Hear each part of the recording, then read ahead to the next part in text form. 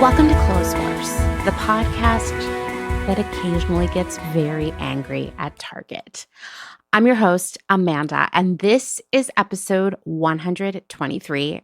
I just want you to know that as I'm recording this, Brenda is curled up on a chair behind me, and she looks so cute. I wish you were all here to see it. She is the cutest sleeper in my household. Anyway, that's beside the point. Today, I'll be joined by Christina of Inchworm Crafts, a crochet pattern tester and designer, and she's going to explain all of the hard work. There's so much that goes into creating and testing a pattern. It was a whole new world for me. We'll talk about the classist undertones of the crafting community, especially when it comes to crochet.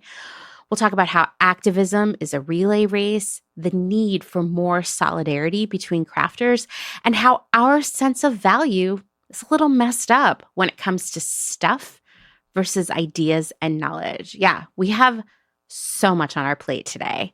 This is a pretty long conversation, so I want us to get right down to business. But first, I wanted to talk about fabric for a few minutes. If you follow Clotheshorse on Instagram, which surely you do at this point, then you know for the past few weeks, I've been doing a series of posts about fabrics, specifically synthetic fabrics, from poly to nylon to faux fur to the semi-synthetics like viscose.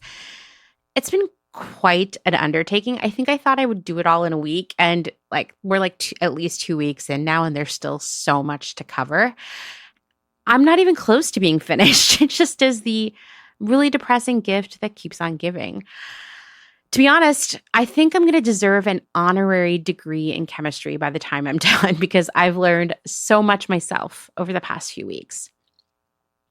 One question / message / comment I've been receiving over and over again is, hey, could you put together a list of fabrics that we should buy?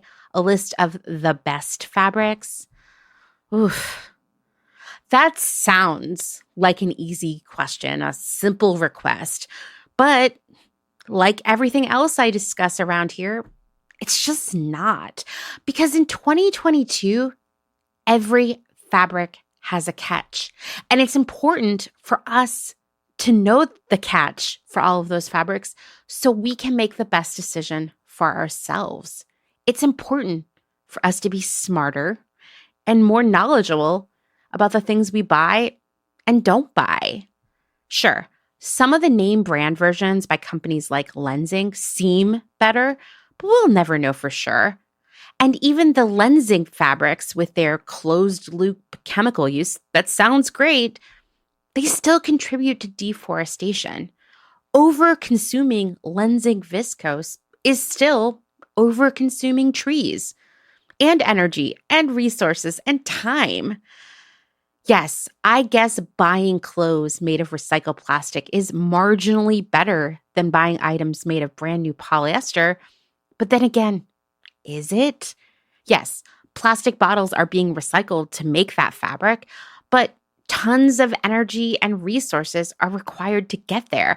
And new virgin polyester is added into the mix to make the fabric more stable and desirable. Furthermore, that fabric is not recyclable. That marginal betterness, that super slim difference between recycled poly and brand new poly, it doesn't make it okay to buy stuff we don't need.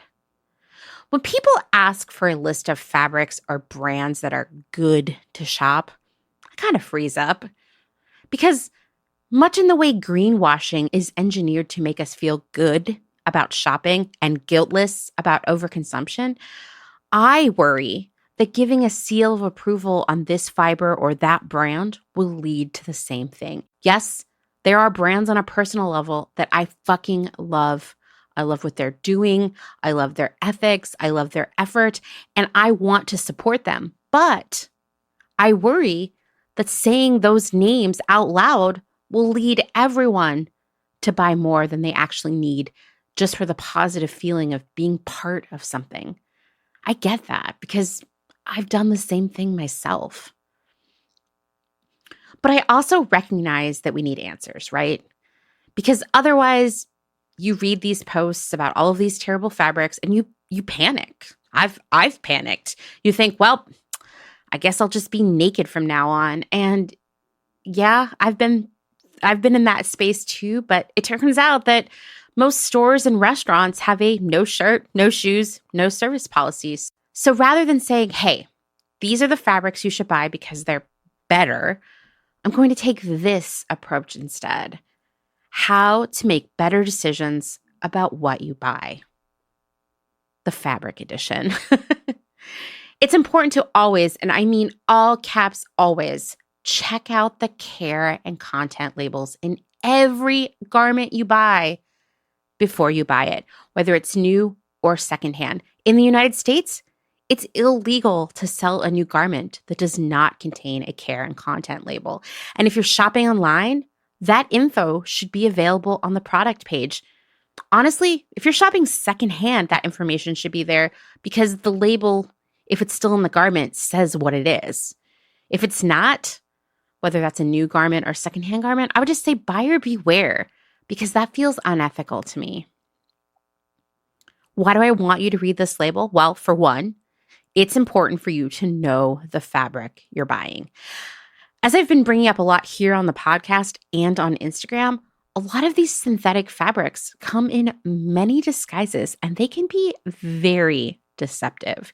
You might think it feels light and airy on the hanger, but it could still be fully unbreathable polyester. I mean, the manufacturing of polyester has gotten so good, most people don't know what they're buying. I also want you to understand the lifespan of that fabric because you're making a commitment. If that fabric is synthetic, it's going to be on this planet for centuries. Buying it isn't a decision to take lightly. Sure, nothing is disposable, but a synthetic is mega undisposable, not something to be worn a couple of times and then tossed. And if it's a rayon viscose kind of thing, I want you to recognize the chemicals and energy used to create it.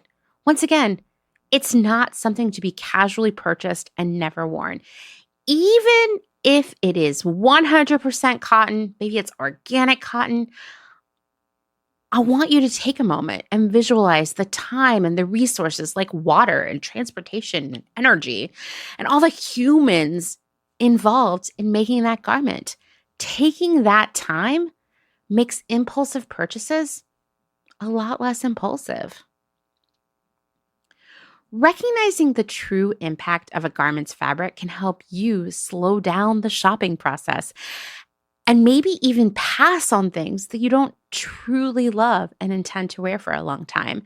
That moment of, whoa, that's a lot, can help you pick only things worth a true commitment to care, mending, and wearing. And I want you to know that this is a fabric that you will wear and care for properly. Are you willing to hand wash or dry clean this item? Because if the care instructions call for that, and you're more of a washing machine dryer kind of person, then this is not the garment for you. Are you willing to take on the responsibility of minimizing the microplastic shedding of this garment? Then go for it. If you're not, skip it. You know what? It's okay to be honest with yourself about your limitations in terms of time, space, etc. So yes, there are fabrics that are better than others. But there's also a lot of greenwashing out there. And there's no miracle fabric that allows us to shop till we drop and barely wear any of it. There's no fabric that makes it okay to overconsume. Even those lensing fabrics aren't okay to buy, wear once or twice, and then stuff in the donation bin. Even if you were buying clothes made of paper, it wouldn't be okay to overconsume them because they come from trees.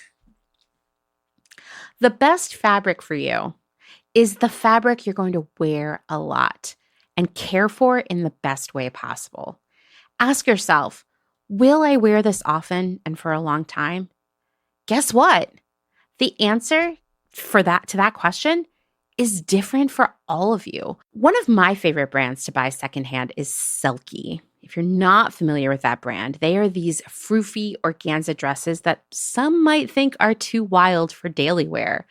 I literally wear them to work, the grocery store, everywhere, and I don't wash them. I just spot clean them and fluff them up when needed.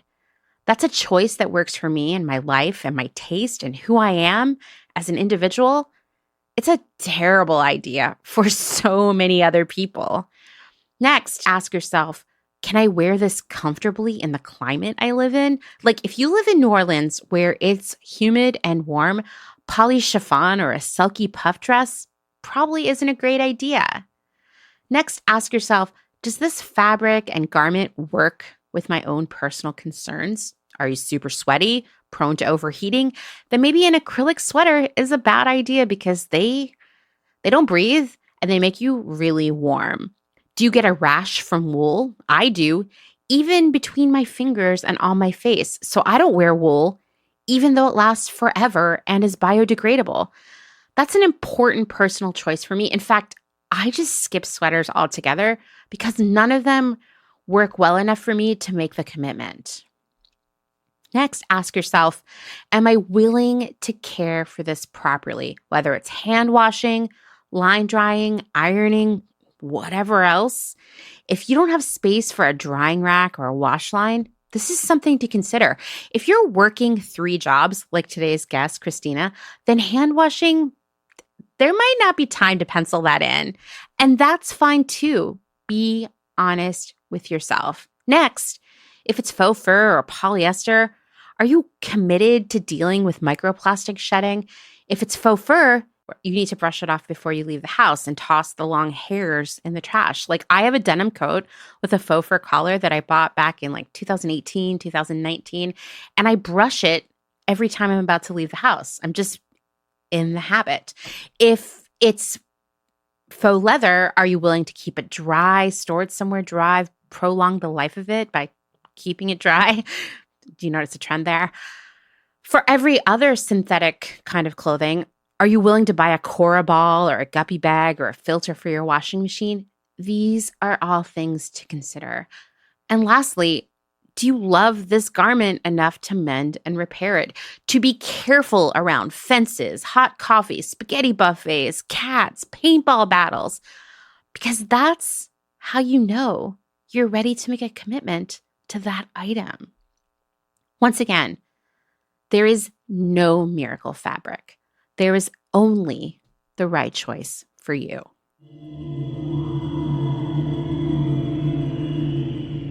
All of you in the Clotheshorse community know that I'm obsessed with 2 things. Number 1 is leading a hashtag secondhand first way of life, meaning prioritizing the use of existing materials and items rather than buying new. And number 2, supporting small businesses. I firmly believe that small business is the future, and our future depends on the intersection of secondhand first and small business. That's the sweet spot right there. But real talk, running a small business, I know some of you are about to nod your heads as I say this, running a small business is hard, and it's kind of overwhelming to know where to begin. It's even more complicated when it's a small business with a focus on upcycling. If you're a maker who has been thinking about starting your own business using upcycled materials, or you're looking to really, level up your existing upcycling business and turn it into a full-time job that actually pays your bills, then I have a suggestion for you. Check out the Rags to Riches Virtual Textile Upcycling Summit on April 20th through 22nd. Learn from the pros how to grow a textile upcycling business that you love, that supports the planet and your ideal lifestyle.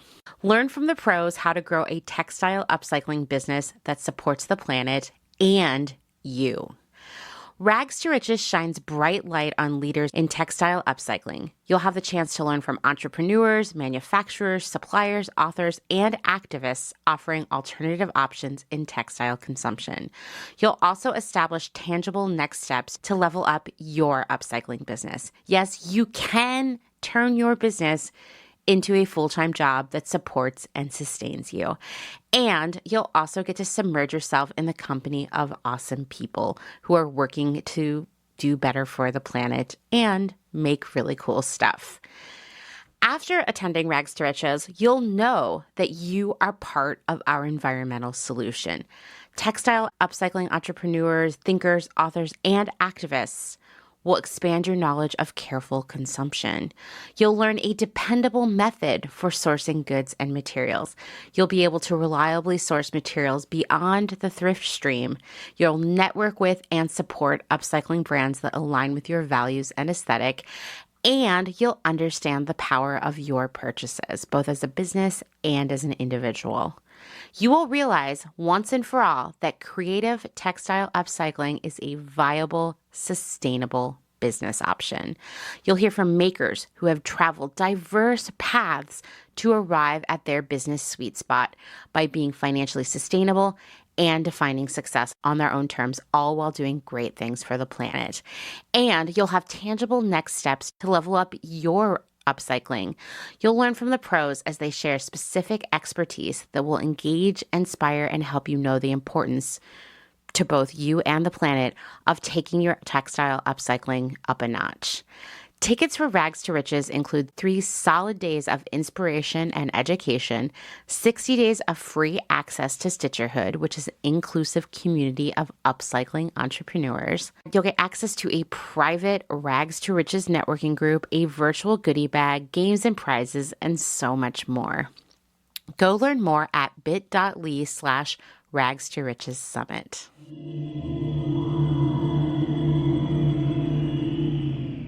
Something most of you might not know about me is that I actually studied painting in college. How I ended up in fashion is a whole other, much longer story. For me, there's nothing more relaxing and enjoyable than cozying up to some canvas or some really nice watercolor paper with a brush and paint. For me, the act of painting is almost meditative. I always feel fresh and ready to conquer anything when I finish. And my favorite subject matter, just on a personal level, is painting portraits of other people. In fact, I would say my number one artistic influence is 20th century portrait artist Alice Neel.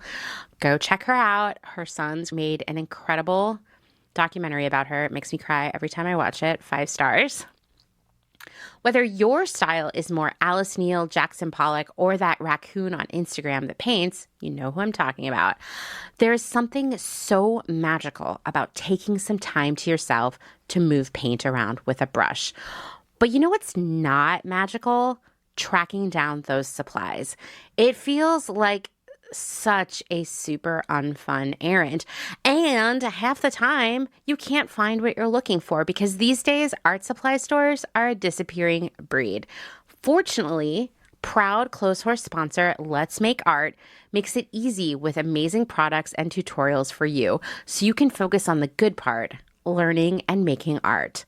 Let's Make Art is a revolutionary crafting company that aims to help everyone channel their inner artist, whether they're 3, 63, or 103, by delivering great art supplies and kits directly to your front door. You don't have to spend 4 years at art school to enjoy painting. But I know that getting started can be intimidating. What kind of brushes should you buy? Never mind paper, pens, paints, and so on. The first time I walked into an art supply store, I was simultaneously excited and really freaked out. What if I chose the wrong thing? What if I embarrassed myself at the checkout by trying to mix acrylics and oils? Would the salespeople laugh at me after I walked out of the store? Mortifying. Fortunately, Let's Make Art offers a monthly art box that includes supplies and tutorials, including free lessons from in-house artists. That helps you make some magic of your own with paint. And if you're already a great master, Let's Make Art has plenty to offer you too, with a well-curated assortment of paints, brushes, and other supplies. I'm an oil painter first, but my other 2 favorite media are gouache and ink, and Let's Make Art has a great selection of those, along with watercolor, acrylic, watercolor pencils, another personal favorite, and so much more. If you're feeling stuck about what to paint, happens to all of us, Let's Make Art has got you covered with an assortment of pre-assembled kits for painting landscapes, animals, and just generally beautiful things. These kits, they make great gifts. What else? Let's Make Art offers supplies, kits, and tutorials for watercolor painting, lettering, all kinds of other things, including kits for kids ages 5 to 11. There's nothing better than watching them use their own imagination and feel the joy of creating something of their very own. It's a pretty great gift as well. Let's make art simple together. Check out Let's Make Art today by going to my special link, zen.ai/clotheshorse. I'll be sharing that in the show notes, of course. That's zen.ai/clotheshorse to get 20% off. The coupon code is activated at checkout.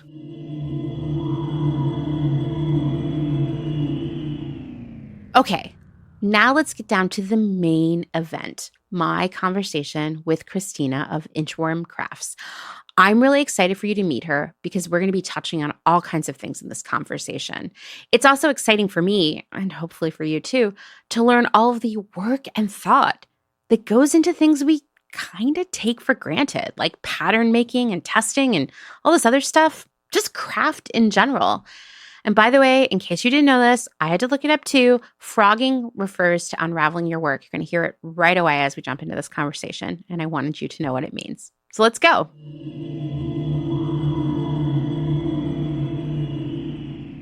Christina, why don't you introduce yourself to everyone? Hi, I'm Christina of Inchworm Crafts. I mostly focus on it with Inchworm Crafts on, I guess, sustainability and crochet, but what that looks like in that space. So for me, it's a lot of like stash busting patterns, and I love doing a great like size inclusive 70s and like vintage inspired patterns. And I've noticed recently someone commented they like making my patterns because they're very meditative. So I think Mm. that's another good way to describe some of my Yeah. patterns is I love writing crochet patterns that ideally will bring people joy and bring them a little peace. And some of it is just a result of what I like to crochet, which is I use crochet to frequently help regulate my ADHD and anxiety. So I don't need something super duper complicated. I want it to have a little bit of a challenge, but I want to also be able to zone out. Totally, totally. I mean, I think for me, that's my favorite part of knitting for sure. Is like being somewhere else Yes. and just, I don't know. I find it very meditative. That is a great way, a great term for it. So, you know, a lot of people have crocheted or knitted from patterns. A lot of people have sewn from patterns. How long does it take you to create a crochet pattern? Oh, goodness golly. It's so hard to say because like frogging is a thing. I'm literally working on frogging something I was working on as we speak because everyone has a different process. I tend to start from noodling around with yarn, so to speak. Like I have my hook, I have the yarn, and then I have an idea in my head. And I feel like if I sketch it out, I get more confused. So I just see if I can make it with it. And it can take all kinds of different paths. Sometimes I get it right the first time. That is a rarity. And by the first time, I really honestly mean like the third or fourth time. There's other times where I think takes me like 10 minutes. Oh, Not 10 wow. minutes, like 10, 20 tries. That's what I really meant. Like Oh, 10, okay. I was 20 like tries. 10 minutes. Yowza. No, absolutely not. I have never had a 10-minute pattern. That would be like just a strip. You'd be like, here's like a choker. Basically, um, so yeah, so I start with that, and then so I start with like the noodling around process, and then I eventually write it up. I know my writing isn't always like the best first time around, and also just goes for anyone, I think. I don't know what's like missing from a pattern until someone else tells me. Yeah, And yeah. so I typically send my pattern to a tech editor. Um, and I pay the tech editor and they're like, hey, this isn't a word. And I go, oh yeah, you're right, it's not. Um, you're right, that's bonkers. Oops. And I fix it from there. I go through their notes and I fix it from there. And then I usually do what's called a tester call. And so pattern testers are beautiful, wonderful individuals who test your pattern to see like, hey, what's the fit like? Hey, when you're like reading this section of pattern, does it make human sense? Yeah, that's makes I mean, it's like I love that you're sharing this because I think the average person has No, no idea that this is happening absolutely no. behind the scenes. No, I honestly, I don't think I knew it till I became a pattern tester because I was a pattern tester before I started designing.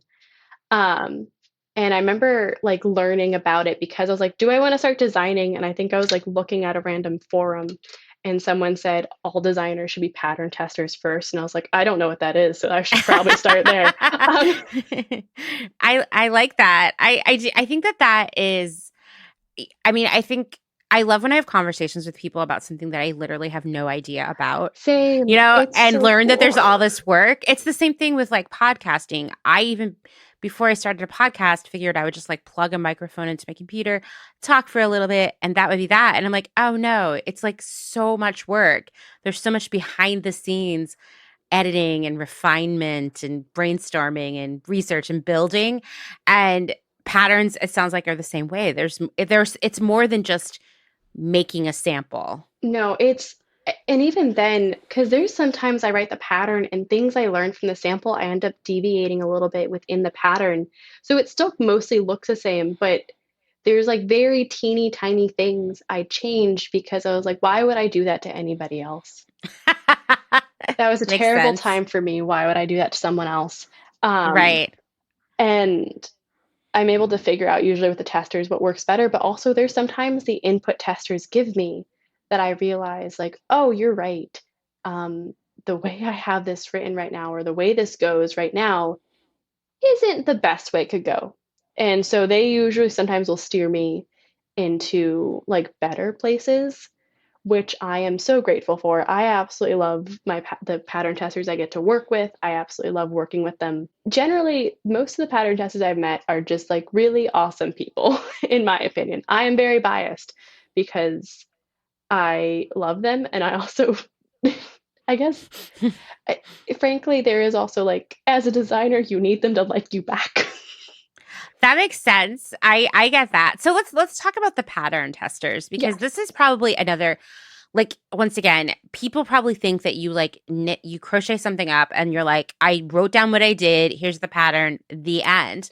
But as Yeah. you said, like the pattern testing is such an important part of it. It is. And there's definitely people who they do that where they like, I made it, I wrote it, I'm selling it to you.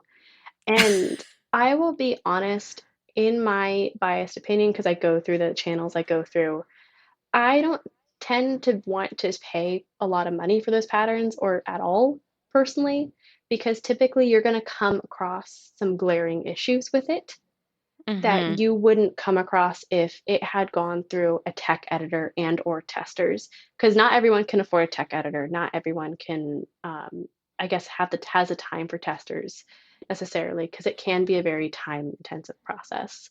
Mm-hmm. That makes sense. Yep. So tell me what happened. So you create this pattern. You've already sent it off to the tech editor, and so Yes. they've given it back to you. Where do you find the testers? So I typically do my tester calls. That's what it's called, like when you're calling out for testers to help you. I typically do them on Instagram, and I'll do them a little bit on TikTok as well. There is not as much of a pattern tester community yet on TikTok. I think it's slowly moving there as Instagram shoots itself in its foot. Um, Seriously.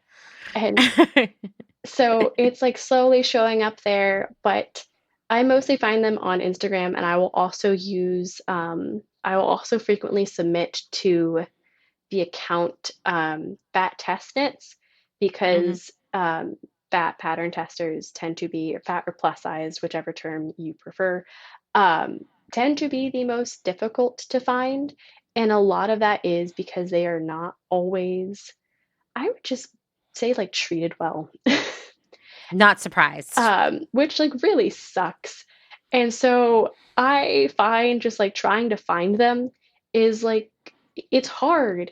And some of it's also because there's not always a lot of equity in testing. And I don't think people do it on purpose. I think it's also, Hmm. I think even just being able to be like a pattern designer, someone who writes patterns, um, can start to get a little pricey. Hmm. I could see Yeah, that. yeah. And like yarn itself can start to, like anyone who does any kind of fiber art, like regardless of the yarn they're using, they're like, yeah, it's expensive. Um, because like what Yarn is it expensive. it really is. And like I think no matter what price point you're going to, if you're someone who tends to buy like even Pound of Love, which is generally considered a like quote cheaper, you're probably buying that because that is what you can afford or like Hmm. what you can afford for that project. It's not because you're like so like even if you go to the different price points in that, you're gonna have people be like, yeah, it's super pricey. So you have people who they have a lot of skill. They want to make stuff, but they have been done so dirty. Um, so you'll be like, hey, do you want to make my thing? And they're like, yeah, I would need way more yarn for that. And you are only giving me 3 weeks to make that. I both have to save up to buy that yarn. And then I have to just have a turnaround time that will make my wrist fall off. No, you do Yeah. not get my help. And then I think what I find more surprising is designers like, well, fat testers never want to work with me. I'm like, did you ever think about why? Like, do you think about Yeah. why? Do you think about Yeah.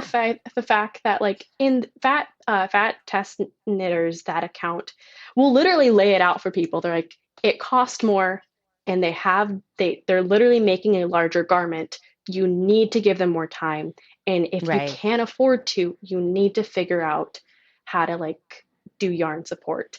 Yarn support being when you either send someone yarn or you pay for them to buy yarn. So all of my tests, all of my pattern tests, I do my best to make sure I give my testers an exorbitant amount of time. One, because I'm busy and I can't always answer their questions right away. So it's not Hmm. fair of me to be like, you still have a deadline that I'm not even meeting. Right. And two, it's because things can happen during a test, but also like life happens. And so Hmm. I've begun also more recently having it to be like a little bit more of a discussion with testers once the test gets started of like, hey, this is the day I was thinking. What day would like, is this good? Is this bad? And then I check in about halfway through and be like, how is everyone doing? Are we still feeling like the deadline we set for ourselves is doable, or do you need more time?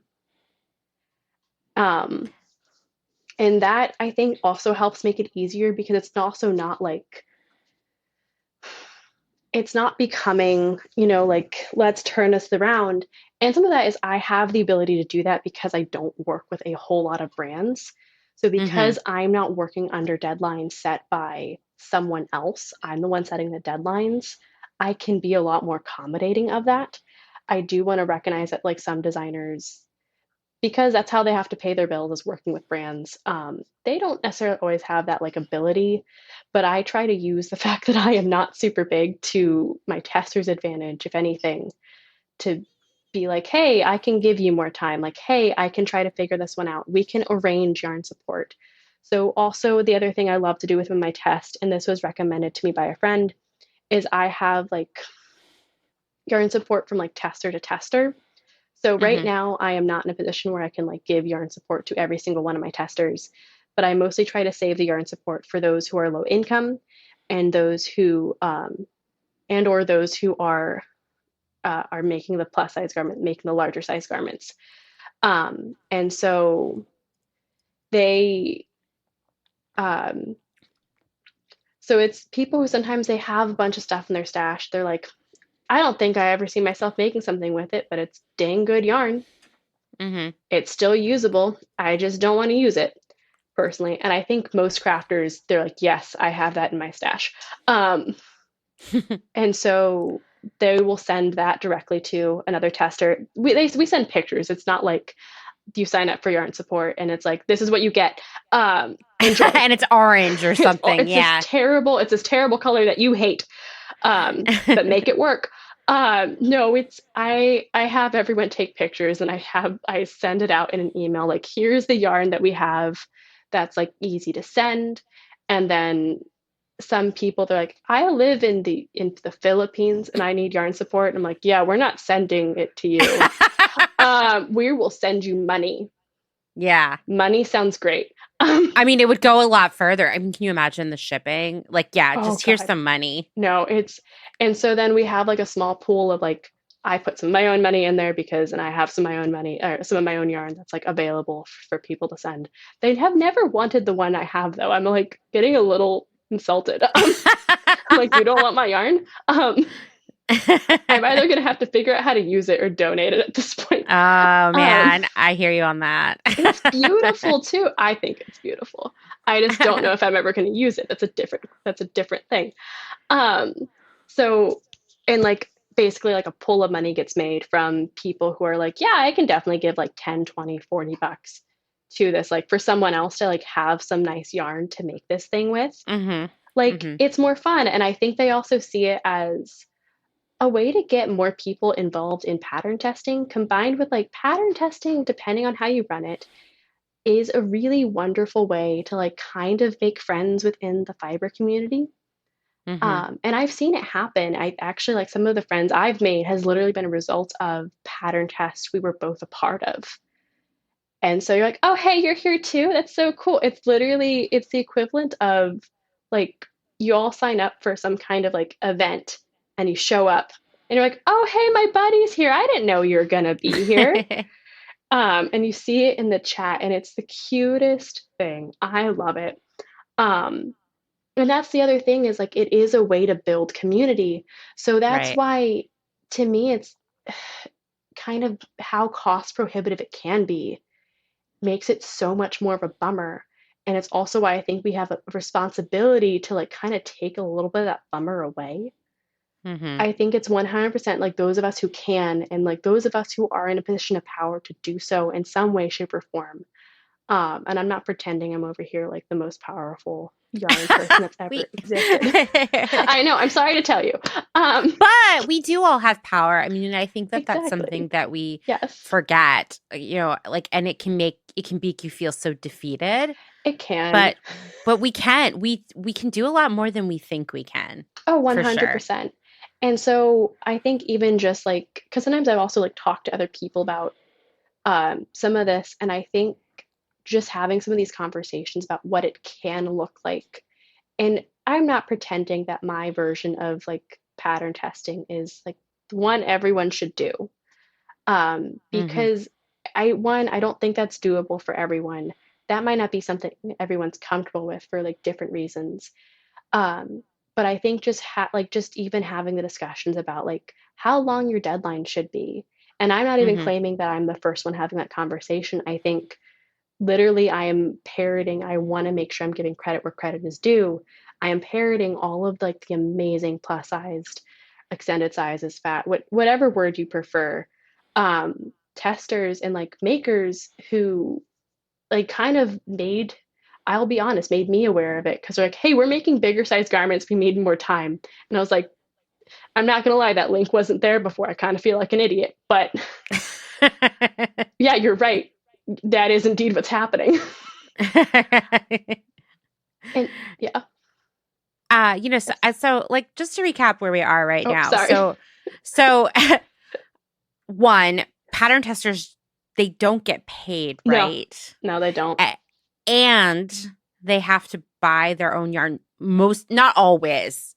Hashtag not always, but often, right? Yeah, It depends, I guess, who they're testing for. So why do people decide to do it? that's a really good question. I personally think it's because I think some people really like working with certain designers, which I know I do. I Hmm. still do pattern testing on occasion, and it's usually for people I really like to work with. I think some people do it for the community because I do think the community can be really cool. Yeah, it I sounds think like it it. comes from, I think the origins of a lot of pattern testing tends to be like, oh, hey, friend, can you look at this for me? Like, can you make this with me? I want to make sure this is making sense. And so I think it comes from a like history of that, as far as I know. I do think some people do it for exposure, as much as I hate to say it, and I don't always think it's the best path to go down for exposure. I never think exposure is a good path to go down. Um, it's No, definitely it's not. it's not. It's really, really not. Um, So I think that's also an element to it. I mostly personally, I know I come back to it again and again for community. You do sometimes get like patterns and like discount codes for it. It really depends on the designer. I usually give like one, two patterns and then like a discount code to my Etsy shop, which has like a very random assortment of things with like vintage clothes and vintage book pages and like illustrations and stuff. Mm-hmm. Um, I'm not pretending that is good compensation. Um, it is the compensation I can give. And that's like the other thing I think where some of this comes from as well is because patterns themselves are kind of undervalued. I don't know how many times I've seen someone say like insert amount of dollars someone charging for the pattern, and I'm just like, yeah, time is worth something. Um, you're only seeing the end result. You don't see the amount of hours it took just to get that. Um, and so pattern, I wish I had a better answer if I'm being honest, because it does make me a little uneasy because I have never had any of the testers I work with say like, "Hey, I feel like you're exploiting me." That being said, I don't think that it doesn't happen. I do think it's very do think the responsibility is very much on the designers to make sure they are treating the people they're working with well, and not exploiting them. What that looks like, I think, can really vary because I do think the Mm-hmm. vast majority of pattern testers tends to be, or the people you, I don't want to make, I shouldn't make that generalization. I don't think it's the vast majority. I do think a decent amount of the pattern testers who are doing it are people who are either in the yarn industry for some reason or another. I know so many pattern testers who literally work in yarn shops. Um, Oh, interesting. Well, so at least they're getting that employee discount on the yarn, I I think they're guess. getting employee discount. I think some of them might also be doing it to make samples for the store. Makes So it's sense. like two birds, one stone kind of thing. Um, I I think some of them do tend to people who do pattern testing tend to be wealthy, so they have like those people that you see have like shelves and shelves of yarn. I think it tends to be some of those people. Um, it really, really depends on, I think, the person. I do think because they are not paid, there is an extra onus on the designers to make sure that they are being treated well. And it is more than just a transactional relationship that you're having with the people you're working with, because they are giving you a lot of their time and typically notes. And I was even talking to a friend of mine that's also a pattern tester, where she came up on like the Ravelry forums, and Ravelry now has its share of issues with like accessibility as far as like disabilities go. Mm-hmm. But it did do a great job fostering a community of people who love like knitting and crochet, and I think a few of the other fiber arts. And that's where pattern testing came from. And it went from like, I think like a picture and just a few notes as you're making it to, from what she said, I wish I could remember the exact conversation, but she said now it's like you need 10 pictures, you need all this other stuff. And I think I was noticing that for myself where I was like, this feels like a lot to ask of people. So Mm-hmm. I have what I ask of. So I personally like to ask for a proof of life photo, just so I know you made it. um, but like taking time to go do like a photo shoot, that's a lot of time and it's reliant on all the like all this other stuff. Um, so like if you even then, I have come like in my time like designing and hosting pattern tests, I've also stopped like chasing people down for like information, because I like not everyone has that, I think, mental capacity when they're going through some busy, terrible times to be like, ah, yes, let me go talk to that woman I met on Instagram about this crochet project that Right, I agreed right. to. I don't think that's fair to them. Um, and I think some of that I had to learn the hard way, and I really regret some of like how I learned that because I think there's also this mentality that some designers have of clearly these people are signing up for pattern tests to get a free pattern because you usually get the pattern you worked on for free at the end of it. And I'm just like, and someone pointed it out, and I was like, yeah, that's a really great point where they're like, who puts in that amount of time for To something you get it can buy for right. less than $20? Exactly. Exactly. Yeah. That's like insulting. Um, so like that's the other thing uh it comes down to is like I don't think anyone's if there's anyone in power in this relationship, it it is me. So I have to recognize that as best as I can and make sure I'm not holding it over people's heads in a way Yeah. and instead Yeah. trying to make it more egalitarian where it's not just like where it's not me kind of lording over the people I'm working with. And I even try to like change how I phrase it with where I try to say like these are the like pattern testers I'm working with versus like my pattern testers. Like they're not people I own. Right. Right. I mean, I'm sure like there are good and bad people in everything you can think of, right? Oh, Like definitely. every time I post about like why we should shop small, it's like every single time someone comments, "Yeah, well, I know some small businesses who are run by terrible people." And I'm like, "Yeah, it doesn't surprise me. There are terrible people everywhere. There are great people Basically. everywhere. Not all people in all things, right? Like that kind Yep. of thing." And so I'm sure that there are some situations in which pattern testers do feel exploited or Yeah. disappointed or unappreciated even, which feeling unappreciated is a pretty bad feeling in itself, It's terrible. It's It's terrible. yeah.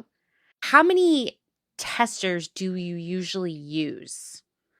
So I personally like a big honking test. I like it to be like it depends because I typically my size chart is has 10 sizes and it runs from oh, I need to look at it. I can't remember off the top of my head.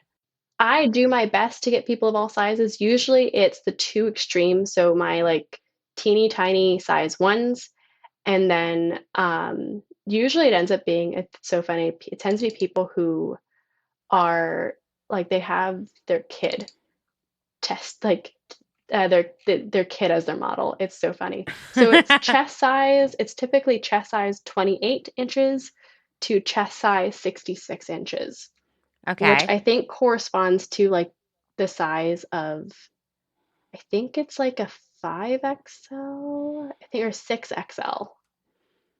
Yeah, because a 5XL is typically 60 inches, so it's the 6XL if you were to Okay. look at. So I like a minimum of like two testers per size. So that automatically puts me at like 20.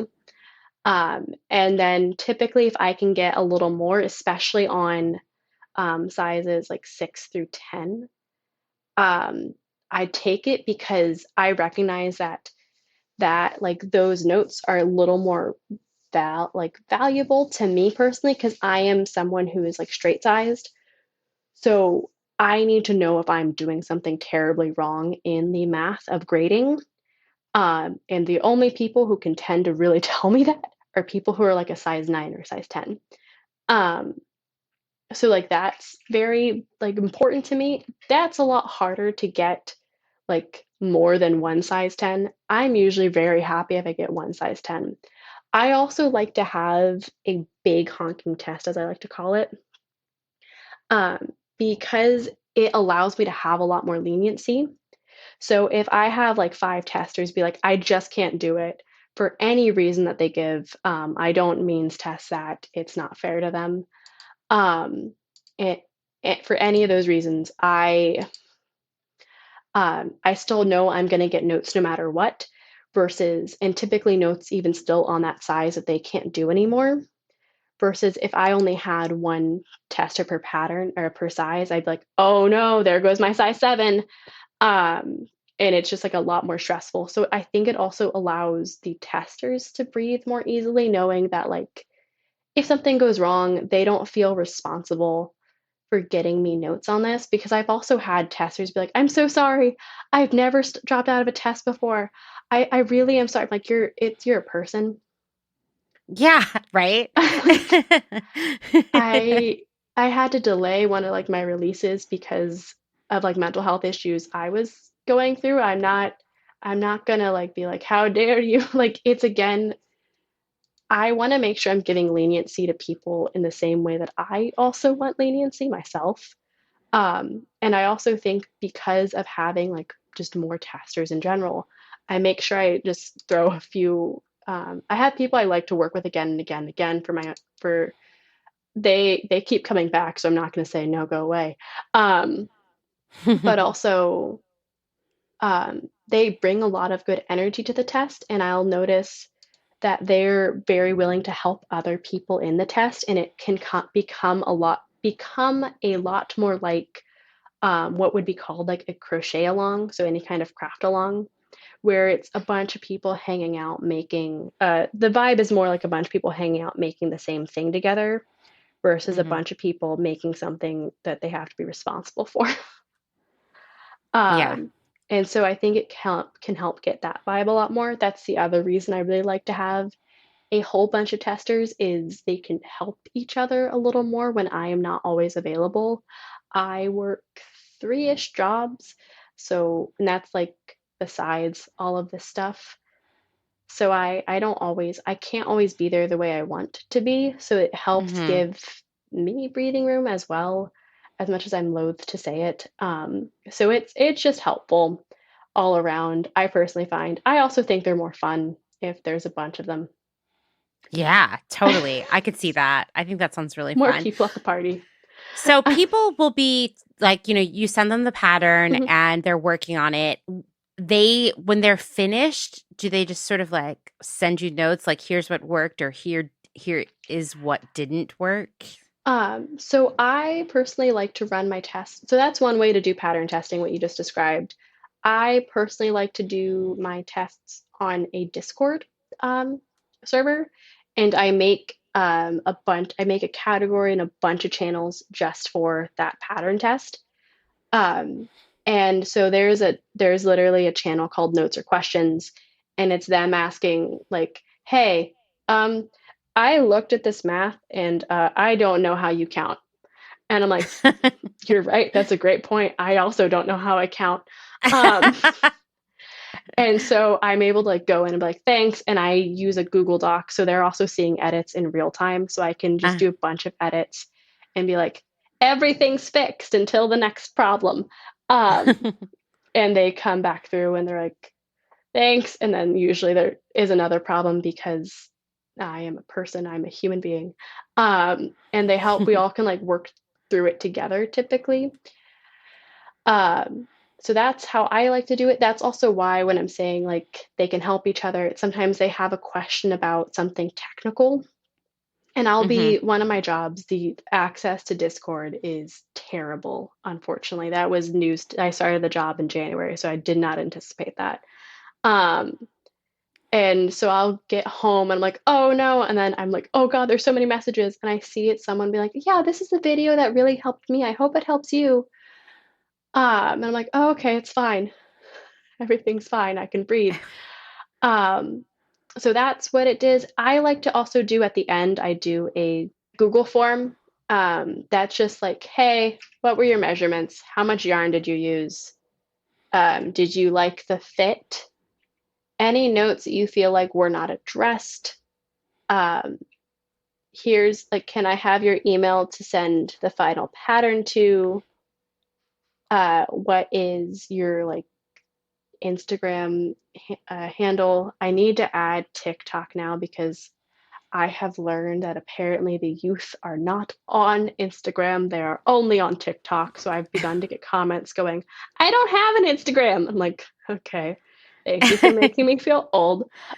So it's usually when everyone's done, or at least most of them are done, because some people will like message me separately and be like, I don't think I'm gonna finish. And that's okay.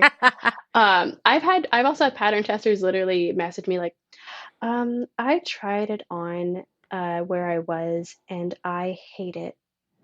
And I'm like, wow, that really sucks. But yeah, go about your life. Yeah, Don't you do don't want not to finish it then. I get that. no, don't. They're like, I can finish it for you. I'm like, no, no, I'm not gonna make you. I was like, you clearly already want to frog this. I'm not gonna make you do more work to frog. It's fine. I am not insulted. Sometimes that happens. God knows I've like gone about a pattern being like, I can't wait. And then I put it on my body and be like, this is a no. When do you know you're ready to release it into the world? So it's typically when most people are done. It's also when I'm noticing there's not really comments anymore. There's usually a due date for the end of the pattern test. So it's a few days to weeks after that. I try to keep it a few days because people get excited. Um, well, the testers get excited because they have a huge hand in making that like pattern come to be. And I don't want Right. to undermine that. So they so like it's usually a few days or like week or two after that. It's when I do like my final edits, and then I personally send it back to my tech editor and see like okay, did I spell any words correctly? On top of their, they will be like, hey, I don't know what you did, but you deleted this entire section. I'm like, oh wow, okay. Um, don't know how, because there'll be something when I'm editing kind of thing. Um, or things to keep with what's called my style guide, which is like how everything's, yeah, I guess that's not really a weird word because there's like MLA and APA style guides. But like how I like to Yeah, format totally. everything, where they will be like, this is not in the correct format. I'm like, I'm sorry. Um, and so that's, and then usually that is finally when I like release it to the world and sell it for money, after usually months of work, because you have to figure it's on top of, I'm slow at designing to start with. So it's, I do the designing, I send it to a tech editor, I have it in pattern testing for usually at minimum a month, usually closer to 2 to 3. So that happens. Then the final edits, it's being edited while it's in pattern testing, but sometimes there's like final little itty bitty edits. And then it's finally at sell date. So it usually takes, God, I think my process is 6 months. Oh, that's horrifying. Wow. Let's take a moment to thank some of the incredible small businesses who keep Clotheshorse going via their generous Patreon support. Selena Sanders, a social impact brand that specializes in upcycle clothing using only reclaimed, vintage, or thrifted materials, from tea towels, linens, blankets, and quilts. Sustainably crafted in Los Angeles, each piece is designed to last in one's closet for generations to come. Maximum style, minimal carbon footprint. Shift Clothing out of beautiful Astoria, Oregon, with a focus on natural fibers, simple, hardworking designs, and putting fat people first. Discover more at shiftwheeler.com. Late to the Party, creating one-of-a-kind statement clothing from vintage, salvaged, and thrifted textiles. They hope to tap into the dreamy memories we all hold. Floral curtains, a childhood dress, the wallpaper in your best friend's rec room, all while creating modern, sustainable garments that you'll love wearing and have for years to come. Late to the Party is passionate about celebrating and preserving textiles, the memories they hold, and the stories they have yet to tell. Check them out on Instagram at Late to the Party People. Vino Vintage, based just outside of LA. We love the hunt of shopping secondhand because you never know what you might find. Catch us at flea markets around Southern California by following us on Instagram at vino.vintage so you don't miss our next event. Gabriella Antonis is a visual artist and an ethical trade fashion designer. But Gabriella is also a radical feminist micro-business. She's the one-woman band trying to help you understand why slow fashion is what the earth needs. The one-woman band to help you build your own brand. She can take your fashion line from just a concept and do your sketches, pattern making, grading, sourcing, cutting, and sewing. The second option is for those who aren't trying to start a business and who just want ethical garments. Gabriella Antonis will create custom made-to-measure garments just for you. Her goal is to help one person of any size at a time, including beyond size 40. To inquire about this serendipitous intersectional offering of either concept, DM her on Instagram to book a consultation. Please follow her on Instagram and Twitter at Gabriella Antonis. And that's Gabriella with one L. Gotta get that spelling right. Dylan Page is an online clothing and lifestyle brand based out of St. Louis, Missouri. Our products are chosen with intention for the conscious community. Everything we carry is animal friendly, ethically made, sustainably sourced, and cruelty free. Dylan Page is for those who never stop questioning where something comes from. We know that personal experience dictates what's sustainable for you, and we are here to help guide and support you to make choices that fit your needs. Check us out at dylanpage.com and find us on Instagram at dylanpagelife and style. Salt Hats, purveyors of truly sustainable hats, hand-blocked, sewn, and embellished in Detroit, Michigan. Find us on Instagram at Salt Hats. Karen Kinney Studio. Located in Western Massachusetts, Karen specializes in handcrafted earrings from found, upcycled, and repurposed fabrics, as well as other eco-friendly curios, all with a hint of nostalgia, a dollop of whimsy, a dash of color, and 100% fun. Karen is an artist/designer who believes the materials we use matter. See more on Instagram at Karen Kinney Studio or online at www.ckinney.com. Gentle Vibes Vintage. We are purveyors of polyester and psychedelic relics. We encourage experimentation and play not only in your wardrobe, but in your home too. We have thousands of killer vintage pieces ready for their next adventure. See them all on Instagram at Gentle Vibes Vintage. Thumbprint is Detroit's only fair trade marketplace, located in the historic Eastern Market. Our small business specializes in products handmade by empowered women in South Africa, making a living wage, creating things they love like hand-painted candles and ceramics. We also carry a curated assortment of sustainable and natural locally made goods. Thumbprint is a great gift destination for both the special people in your life and for yourself. Browse our online store at thumbprintdetroit.com and find us on Instagram at thumbprintdetroit.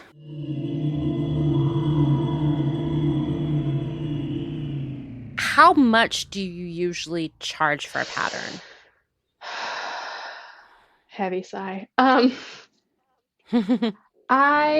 think my lowest cost pattern right now is like $4, and it's because it's something that's pretty, like, it's a pumpkin. I give the profits to a local mutual aid group.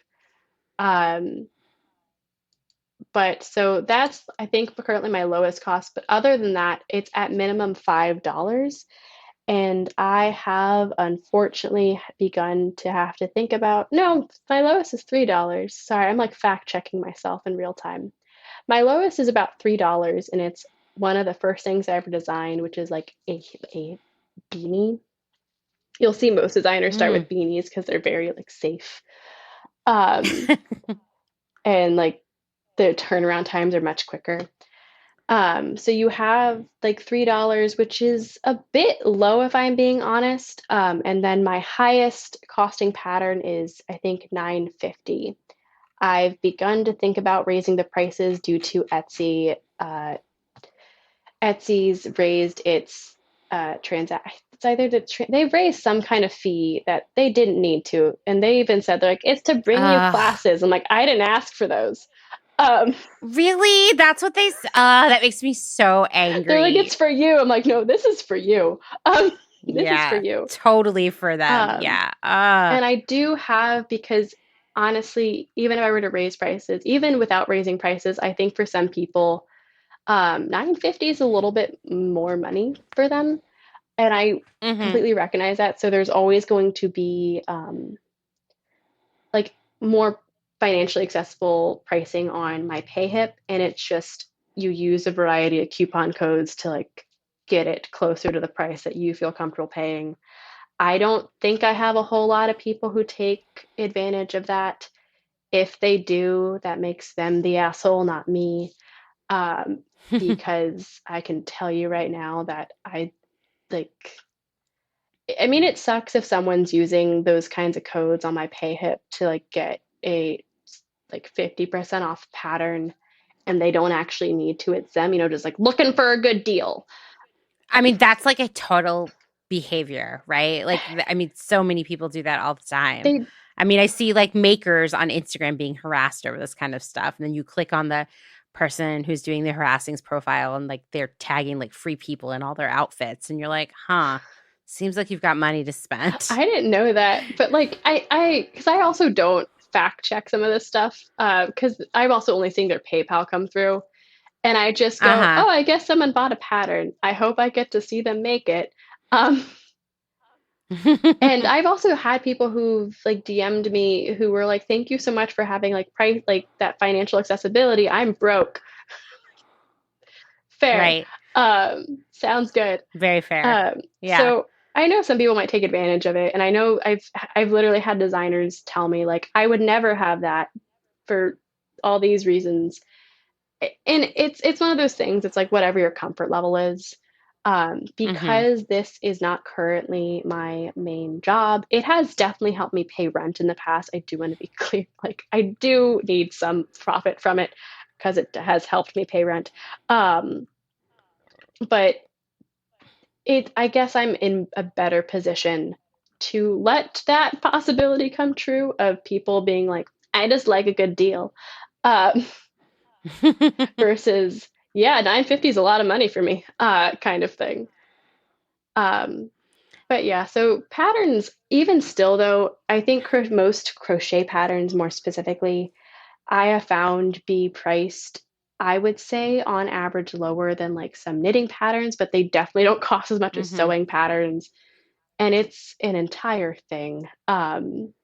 It's very weird. I think a lot of people don't really want to pay for patterns, which is really strange because while I've never gotten comments or harassed about like the pricing of my patterns, I've seen people who price lower than me be harassed. And I'm just like, they're pricing too low. I'm pricing too low. Ugh.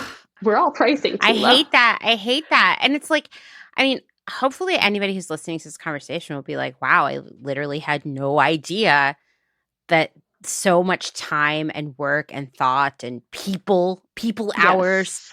went into creating a pattern. I mean, I think the average person just thinks that like someone's like, I was messing around, I crocheted this thing, here's how I did at the end, which even still, even if that's all it was, would still have Yep. value. But it's so much more than that. You know, I mean, don't even get me started on sewing Oh my patterns. That's gosh. like, yeah, you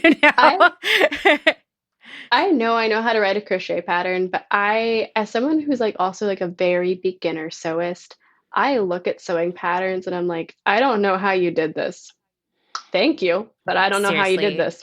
I think we have this weird mindset that it's totally based in consumerism, Yeah. right? Where like we have no problem paying money for a thing, like an actual object, but something that is like an Yeah. idea or information we don't want to pay for because it's not a thing. And I think that patterns are in the same boat I would where agree it's with that. like, Yeah. right, it's like it's an important ingredient to the whole Yeah. thing. And yeah, definitely people will complain about buying yarn because it's like, yeah, yarn is every time I'm like, I'm gonna knit this thing, and then I go and I spend $60 on Yeah. yarn. I'm like, how did that Yep. happen? You know, Because you're like, oh, but I so only the need yarn five is skeins. Where are you buy? only, and you're like $130 later, Basically. right? And so like we expect that yarn is going to be expensive, I think, and we know it, but at least we walk out with this bag of Yep. something. But the pattern is an important element of that, and it shouldn't be free. But I feel it's like the same way. Like sometimes I'll share like a news article on Instagram or something, and someone will be like, "Oh, it's got like you have to pay to see it," and I'll say like, "Yeah, that's how journalists make a living," and it's like, ah, do you have any ways to get around it? And I'm like, you know what? Listen, I used to be the same where I was like, I am not paying for any news. If I don't get it for free, I don't want it. And then one day I was like, wait, like people work really hard on Yep. this. And so I do. Like I have a subscription to the New York Times, I have a subscription to the Washington Post, I have a few other subscriptions, Business Insider, all these other ones. If you're a university student right now, a lot of universities give you access to subscriptions for free. So if you're a broke college student, there's your hack right there. See if your university has a subscription, use it. Very smart. Very smart. And for the rest of you, pay for it because you know what?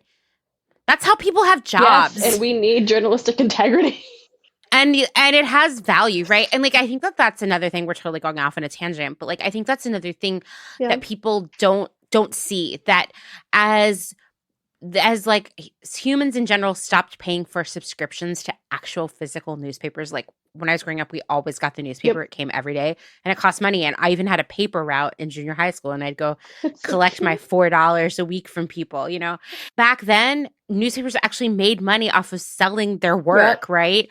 But now no one wants to pay for Yeah. anything. And certainly no one, no, well, not no one, but many people do not get a subscription to an actual physical newspaper, myself included, because it seems like such a burden for recycling and Yeah. everything. So now it's on the internet and people are like, well, why isn't it free? And then, you know, like, why am I getting all these ads? It makes me so mad. And it's like, listen, dude, you can have it. You can't have it both No. ways. If it's going to be free to you, it's going to be filled with ads. And you know what? That is going to have an influence on the reporting, Yep. period. So if Yep. you want good journalism, then you need to pay for it because it's like, it's work, It you know, is. and It it's really is. right. It's the same thing with patterns. Like, Yeah. I'm sure you could get a free pattern from like one of the brands that of yarn you can buy at Joann, but like, how great is it going to Yeah, that be? really depends because I've seen like some really good, but like regardless, um, that's also when people are like, why do these patterns cost so much? I'm like, well, because I am a lot more independent. I don't work with brands. So that means I'm not getting paid by those same brands, or I'm rarely getting paid by those same brands. Because I am a much smaller time designer overall. But I also think it's comes from some of that idea of like, if I'm making myself, it should be cheaper. And that's why like, and it kind of is one of those things that has begun to grind my gears because I feel like it's because you're saying they rather buy a thing, and I was like, yes, and I part of my brain it's like, yeah, that's because they also don't understand how much that thing should really cost either. Exactly, exactly. You know, Yeah. like okay, you go buy some nice yarn and you like it's 5 skeins and you're like $100 in and you're like $100 to make a sweater. Like I could go buy 4 sweaters for that. And it's like, Yeah, those okay, sweaters are time out. cheap. They're Yeah. not as well made because those people are under horrendous conditions. Yeah, and they're shitty yarns. Yeah. You know, like they're not going to be custom to Nope. you. The people who pay, like, I mean, don't even get me started on crochet. Like that's been going around all the Target crochet. Everybody's been sending Oh me the God. videos of that. Um, Yeah. Great call out again that like there is not a machine that can Nope. crochet. Sometimes a knitting machine can be like rejiggered to make fake crochet. But they can't for granny squares. Yeah, and that's not, this stuff is granny squares. Yeah, Yeah. yeah. It's granny Yeah. squares, and there is like I think so, I found it somewhere. I don't remember the exact place. I think it was like Craft Snark on Reddit. But they're like someone had access to a picture of uh they're trying to figure out a way to make knitting machines make granny squares because I think it's just cheaper. Mm-hmm. And that thing, pardon my language, was one of the fuggliest things I've ever seen in my life. Okay, I think I've seen the same photo and I was It's like, so this is like not acceptable. Not that like no paying one would. people pennies to crochet all day is either, but like it was just like anyone who likes crochet and the aesthetic of it does not want that. No, You absolutely know, not. And God, but it's things like I one of my jobs currently is substitute teaching. Super glamorous, I know. And they'll see me crocheting because I am the sub that's crocheting. Like one of many I know. Um, and the kids will ask me, they're like, "Can you make me a sweater?" And I go, "You can't afford it." Because I'm honest with them, and they don't always love that. But I'm like, "You can't afford it." And he goes like, "I have a job." I'm like, "Okay." It goes, "How much would it cost?" And I'm like $500. And they're like, "For a sweater?" I'm like, "Yes, because you can't reproduce crochet." I was telling the same story at one of my other jobs. Um, and one of the older women, she's retired. She does the like environmental education for the parks. Um, in her like as like a fun retirement job, um, which happy for her. And she was, "You're being sarcastic, right?" And I said, "No, that's how much it would cost." And one of my coworkers actually, who I think is also a maker, she was like, "Yeah, just the yarn alone." She's like, that's not even counting the time. And I mentioned, I was like, yeah, and I pay myself pretty well if I'm being paid to Right. do Right. a commission. I also don't take commissions, to be clear to anyone out there who's listening. They're like, she can crochet me something. No, she will not. Um, I can point you in the direction of people who will, but I will not. Um, because it's expensive, it's time consuming, and I'm also someone who has very bad tendonitis, so I should not be doing commissions. I'm only Yeah. going to be making things for things that I enjoy. I design because it's something I enjoy. I also appreciate when it helps pay the rent. I Hmm. really love that. Helps me not do as many jobs. But otherwise, it is because I enjoy it. And I think that's also what makes me so incredibly sad about um, any of like the Target crochet, anytime I'm seeing in like Urban Outfitters, like Oh. crochet items, especially because Urban Outfitters does not, Target, same as Target, they are not paying their garment workers well. And I know they're not paying their like workers in the States well either. Oh, And no, they're so, 100% not. I mean, interestingly enough, like, I want to say a lot of the sweaters that are at Target are about $30. yeah, I was about a week before that video came out and everybody was sending it to me. There was like a TikTok about it. I was at Target with Dustin and we walked by and I was like, whoa, whoa, whoa, and like backed up. And I was like, what the fuck? And Dustin was like, what? Oh, yeah, that sweater's really cute. And I'm like, no, it's not. no, No, it's not. And I was like, here's the problem. And I want to say it was $29.99. yeah, And I was explaining it to him. And the thing is, like, that same sweater or something, a version of it would probably sell at Urban Outfitters for like $58 or probably the $68. same factory. It's totally the same factory. It's like, like one of those things that you learn as you're in the industry is that for certain specialized things, whether that's denim or, like even just t-shirts and crochet, there aren't that many factories that actually do it, right? No, There are plenty of factories out there that are just like making clothes, right? Like generic cut and sew clothes, fine. yeah, But for specialized like embellishment or technique, crochet being one of them, yeah, there's not that many. And so ultimately Target and Urban Outfitters are both paying shit wages to their yep. garment workers, like pennies, right?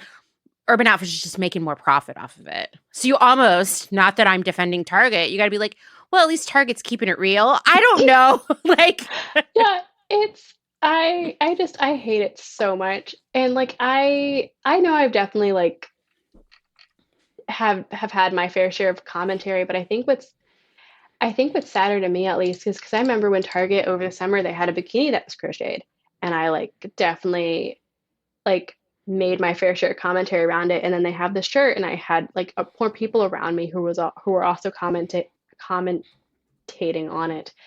And there's a part of my brain that just went like, I'm so tired because I'm already tired.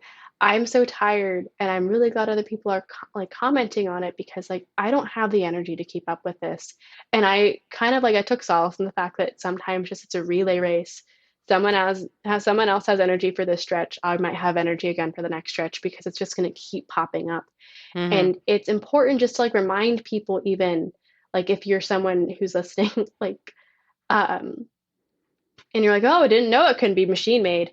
When you're at Target with your friends and you're like goofing around, being like, yeah, it's really messed up that it's here. And just Yeah. like vocally say that to your friends so that they, even though they might have had like, oh, cute reaction for a moment, they all go, oh, and they maybe want it less. Um, you can definitely buy some crochet stuff on like Etsy. I Mhm. fully think there's so many people who've learned crochet literally to sell it right now, and they are not paying themselves well. But I also think there is a big difference between someone not paying themselves as a hobby and exploiting themselves versus Mhm. Target exploiting God knows how many people in order Totally. to make an exorbitant profit off them because they exploiting those garment workers and they're exploiting the workers who help put those garments on the floor. Oh yeah, totally. The people who work in the stores Yep. are much better, No. maybe slightly better because there are more labor laws here. But yeah, I think, Target's one of those companies that's really hard for me because in some ways they really know the buttons to push that like appeal to me. Like they have a lot of zero waste products. Their advertising is always very diverse and, like hashtag the future liberals want, that kind of thing. Yeah. But then I like get into my head and I'm like, no, it's like still like a shitty retailer that doesn't give most of its workers full time so that doesn't have to give them benefits. It underpays people. It keeps people in poverty. It's not that much different than Walmart, yet we give it so much more credibility. And the fact that I just Googled while we were talking, those crocheted items are still on the Target website. Like Yep. they are just like whatever. I think there was even like someone had even questioned like, can't this only be done by hand?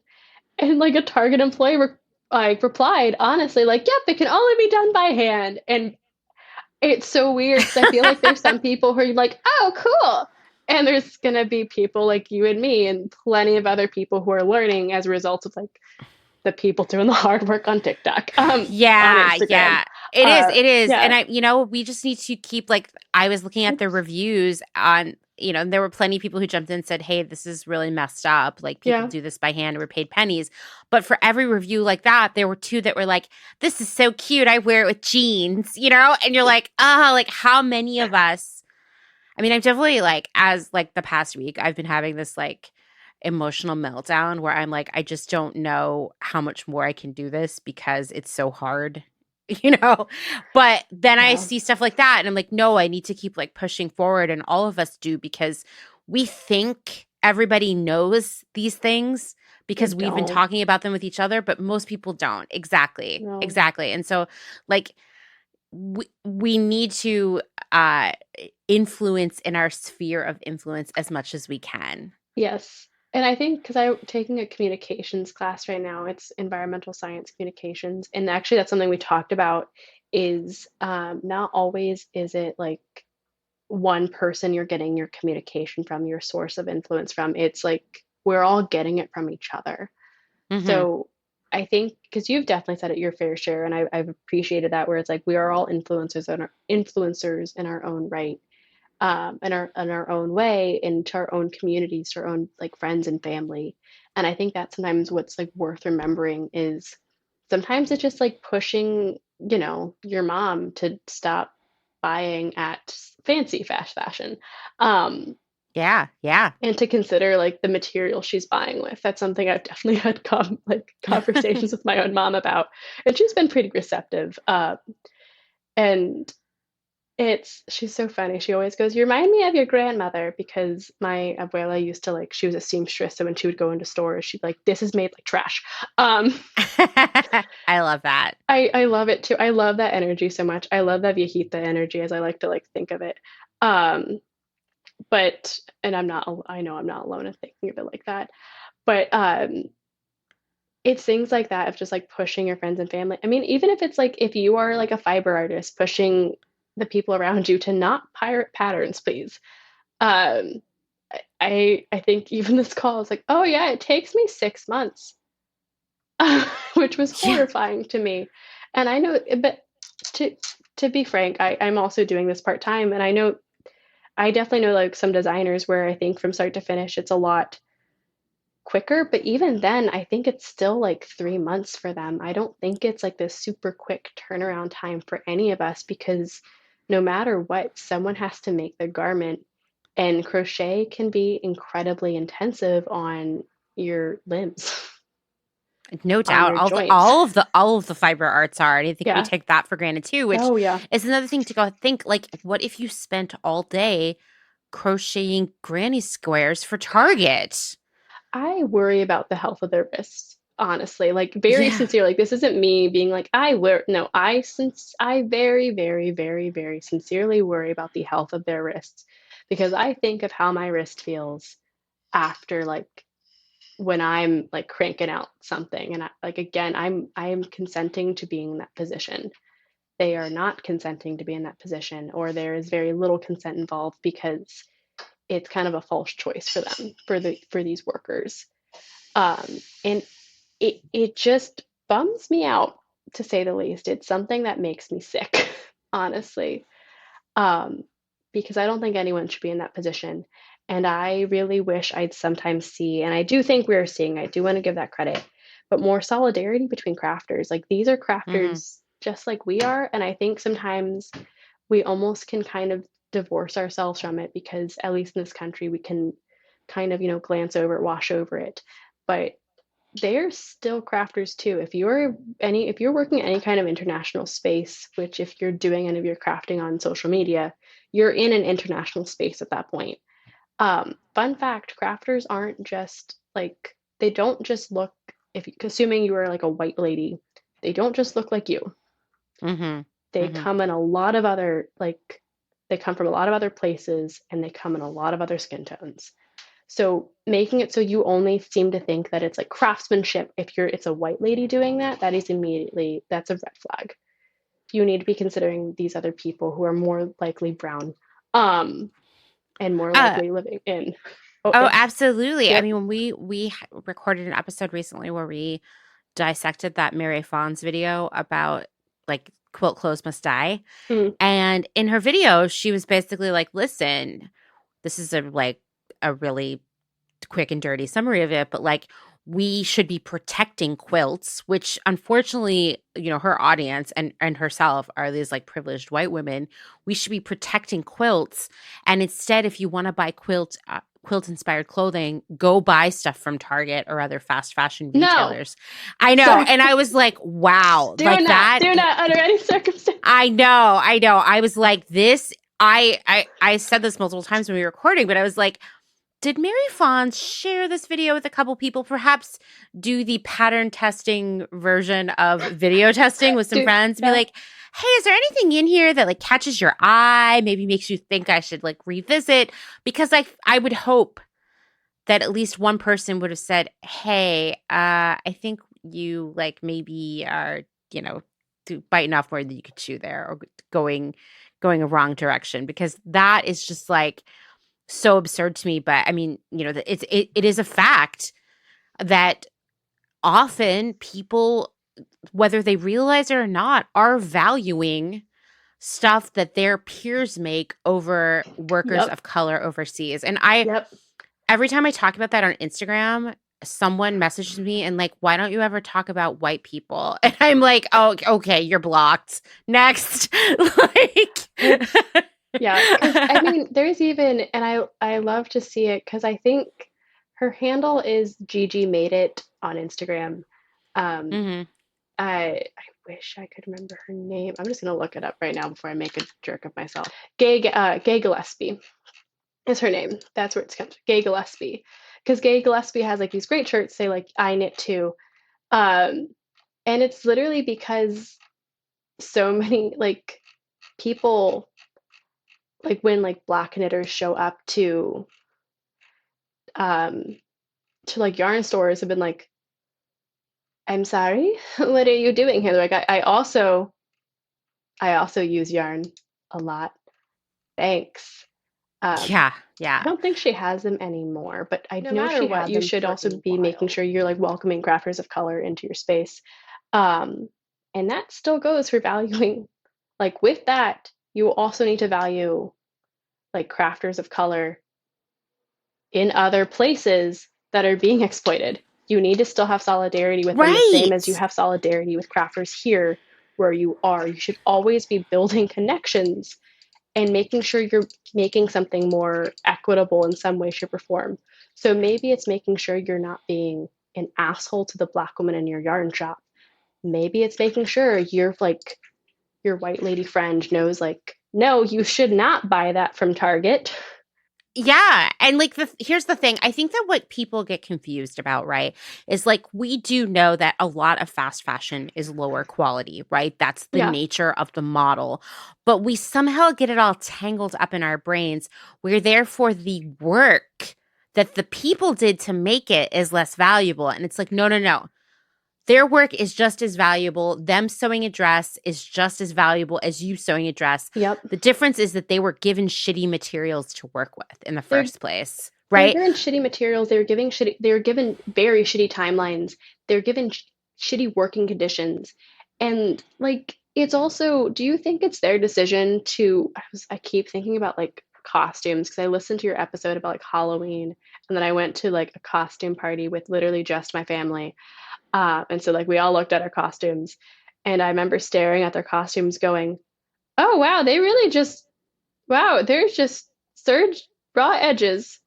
Oh, Right, like oh, let's not like no listen, we've all had jobs that sucked where we like leave at the end of the day and be like, wow, I feel like I so little pride in what I did today, right? Like it's yeah, not like the people who made those are like, wow, I really love how I make shitty Halloween costumes all day every no, day.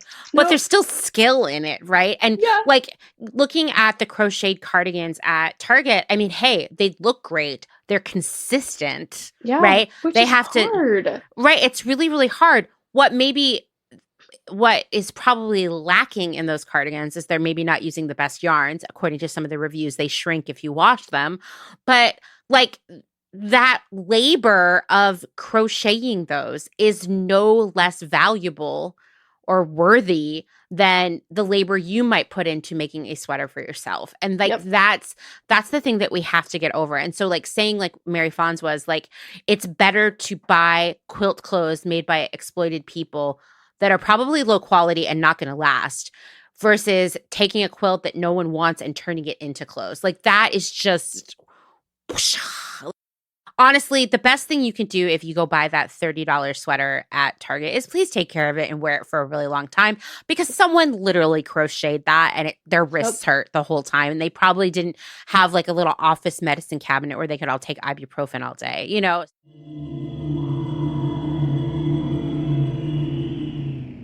If you're enjoying this episode, then this is a great time to remind you that my work here at Clotheshorse is made possible by the support of listeners like you, just like NPR, and these great small businesses. Please go give them your support. Blank Cass, or Blanket Coats by Cass, is focused on restoring, renewing, and reviving the history held within vintage and heirloom textiles. By embodying the love, craft, and energy that is original to each vintage textile as I transfer it into a new garment, I hope we can reteach ourselves to care for and mend what we have and make it last.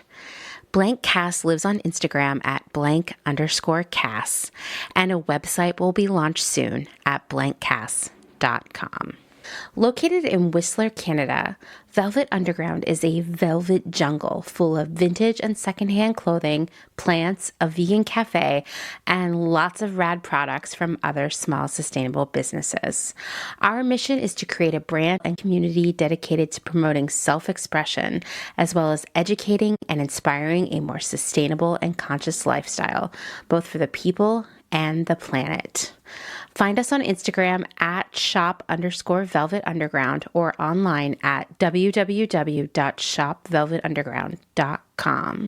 St. Evens is a New York City-based vintage shop that is dedicated to bringing you those special pieces you'll reach for again and again. More than just a store, St. Evens is dedicated to sharing the stories and history behind the garments. 10% of all sales are donated to a different charitable organization each month.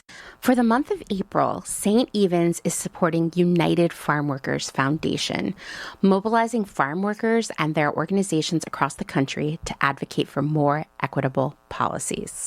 New vintage is released every Thursday at wearstevens.com with previews of new pieces and more brought to you on Instagram at wear_st.evens. That's where St. Evens.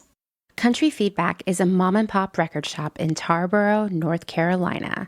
They specialize in used rock, country, and soul and offer affordable vintage clothing and housewares.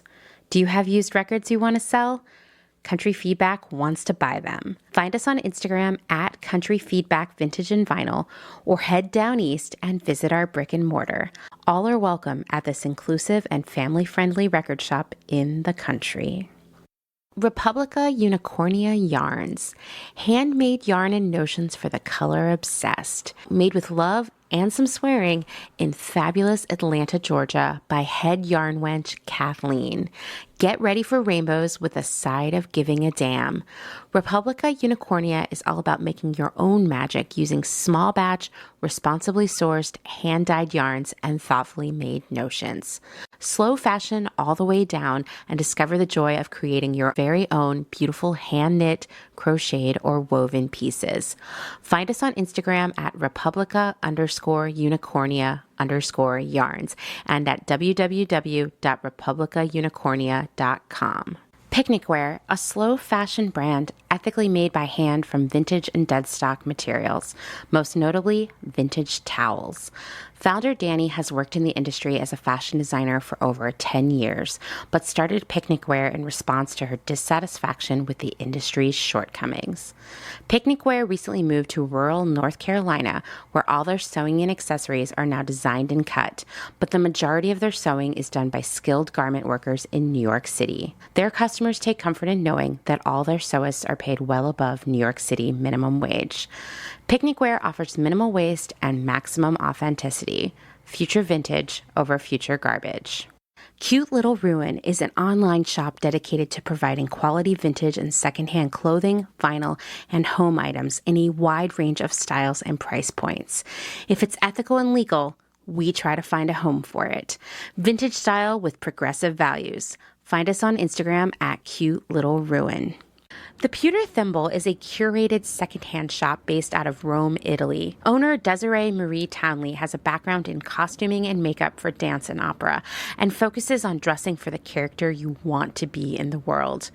Curated collections are dropped in a story sale and always have a specialized theme, like the color palette of Starry Night, the film classic Casablanca, and the children's novel The Secret Garden. Desiree works with local artisans, and pieces are rescued from markets and rehabilitated and resold with worldwide shipping.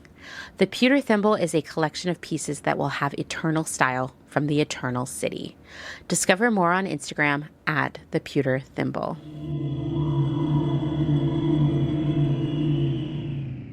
One thing you and I talked about when we were preparing for this episode was the classist undertone in the way the crafting community views crochet.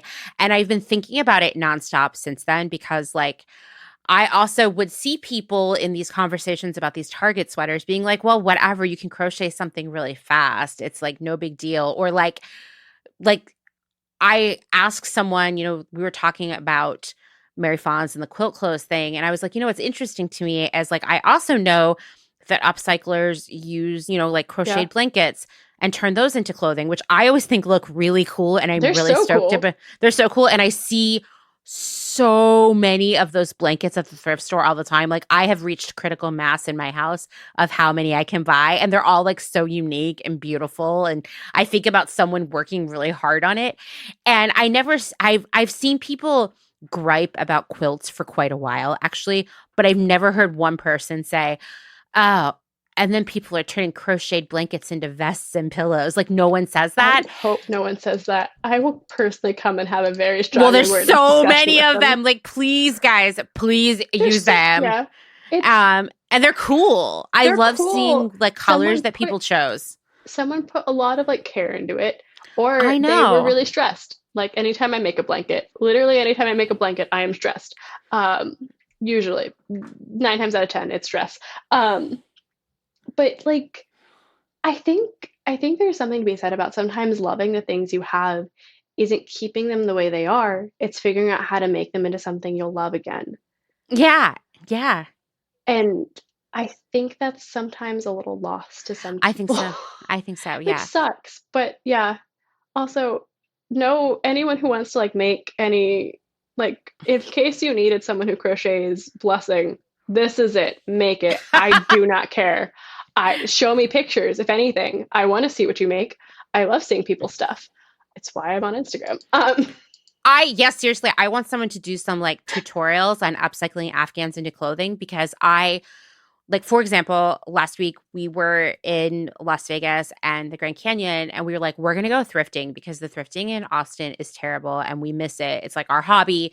And we went to so many thrift stores where like they were some of the best crocheted blankets I've ever seen. Of course, I think that every time I see them, but like I was like, whoa, these are like the best ones yet. And I was like, oh, I can't buy these. Like I don't have space for them in my suitcase, and it was so sad to leave them behind. And I was like, on top of that, Amanda, like you already have so many crocheted blankets in your house right now. Like Yeah. you don't even live in a cold place anymore.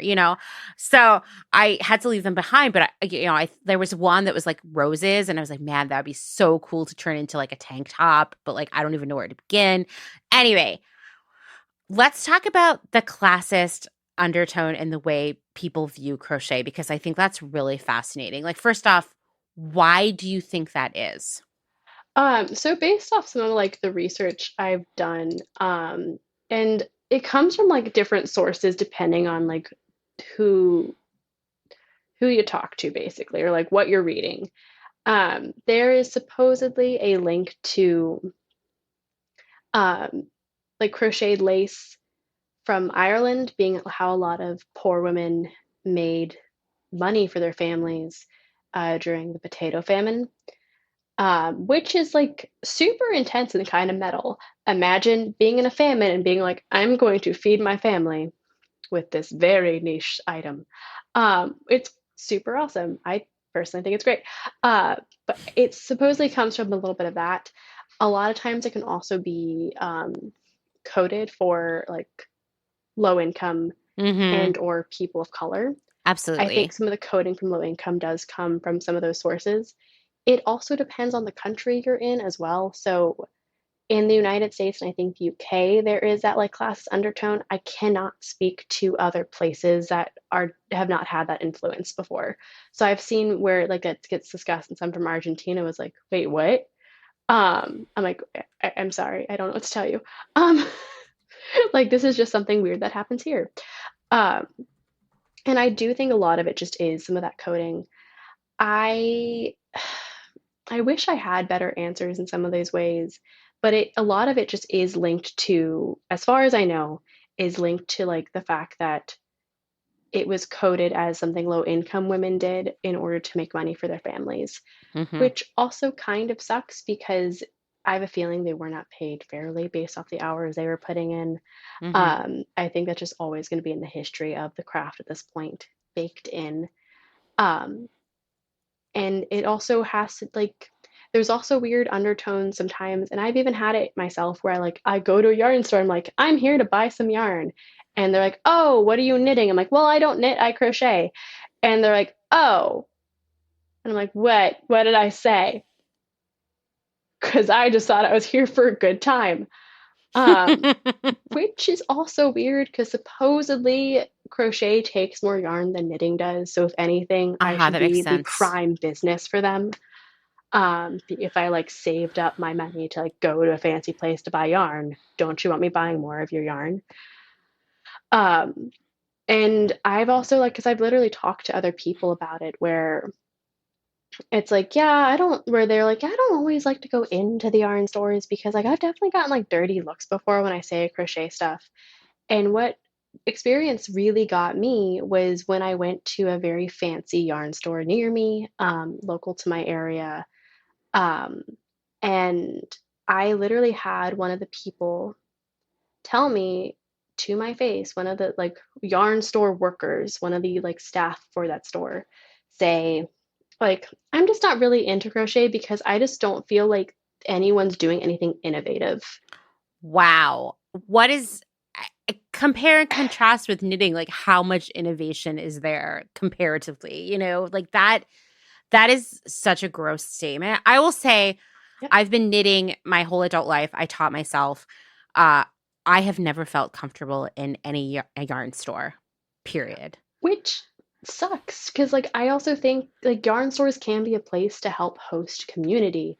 And that's Mhm. also why I think when you're in online spaces, you have an extra responsibility to make sure they're equitable because you can get people from like all walks of life. But what really gets me about like this yarn store is literally, I remember that happened and I was like, oh, and I was pretty new to the craft. So I was like, I don't know, he works in a yarn store, he must be right. And I started to get like into it more. And the more I got into it, the more I was like, fuck that guy. Um, because I was like, like, what is he talking about? It's like no one's doing anything innovative in it. That's Like, just I'm sorry, but that is the douchiest thing I've ever heard someone say, and I've heard a lot of douchey things. And like it's still so weird to me because I remember seeing a few years later, they had someone of significant note Mhm. come to their store. And they made a big hoopla about it. Does this woman knit? No, she crochets. Did they make enamel pins signifying her uh, her visit? Oh, yes, they did. They literally made enamel pins about it. The money did go, the money from selling the enamel pins did go to a local charity. I will give them that. However, in the attention economy that we are currently living in, that's pretty darn significant to like still like that's a way of profiting still is to like be like, oh, and see, we made these pins. But like, don't worry, it's going to charity. And still making sure people kind of knew she was there in some way. I think I was almost angry because I was like, you, as far as I know, you still have that staff who said those like really weird things to me and made my experience at your store kind of bad on staff. And so you're potentially getting a bunch of people who like that craft into your store to have these crappy experiences because for what? For like, I don't know if you ever really talk to your staff about that, about their behaviors. And granted, maybe I should have said something. I'm sorry, at the age of like 22, I didn't know just to be like, can I speak to your manager? Because that's not my go-to reaction to things. I No. think it makes me a better person, but maybe that's just me. Um,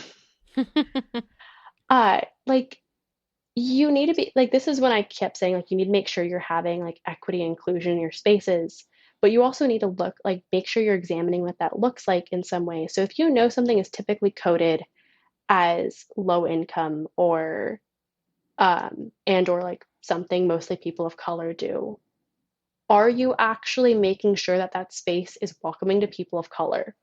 Or are Mhm. you luring them in using this other woman's likeness in order for them to have a bad experience? Because Right. that's not equitable and that is not inclusive. No, no. And like, I'm saying this as someone who comes across as a white lady, and I'm saying you're not being like, come on. I know if I'm saying that, I definitely know you're probably not being good to like other people, people without some of my experiences and without some of my privileges. Right, right. Um, so I think like that definitely is, it's just a very weird thing in the yarn crafts that I have noticed, I have experienced, and I know that other people have experienced to the point where I think one of like the big fiber festivals was going on. And I was talking about it with people because I think I even said I'm nervous to go because I don't want to be looked down on because I crochet. Mhm. Like I don't think I'd ever go.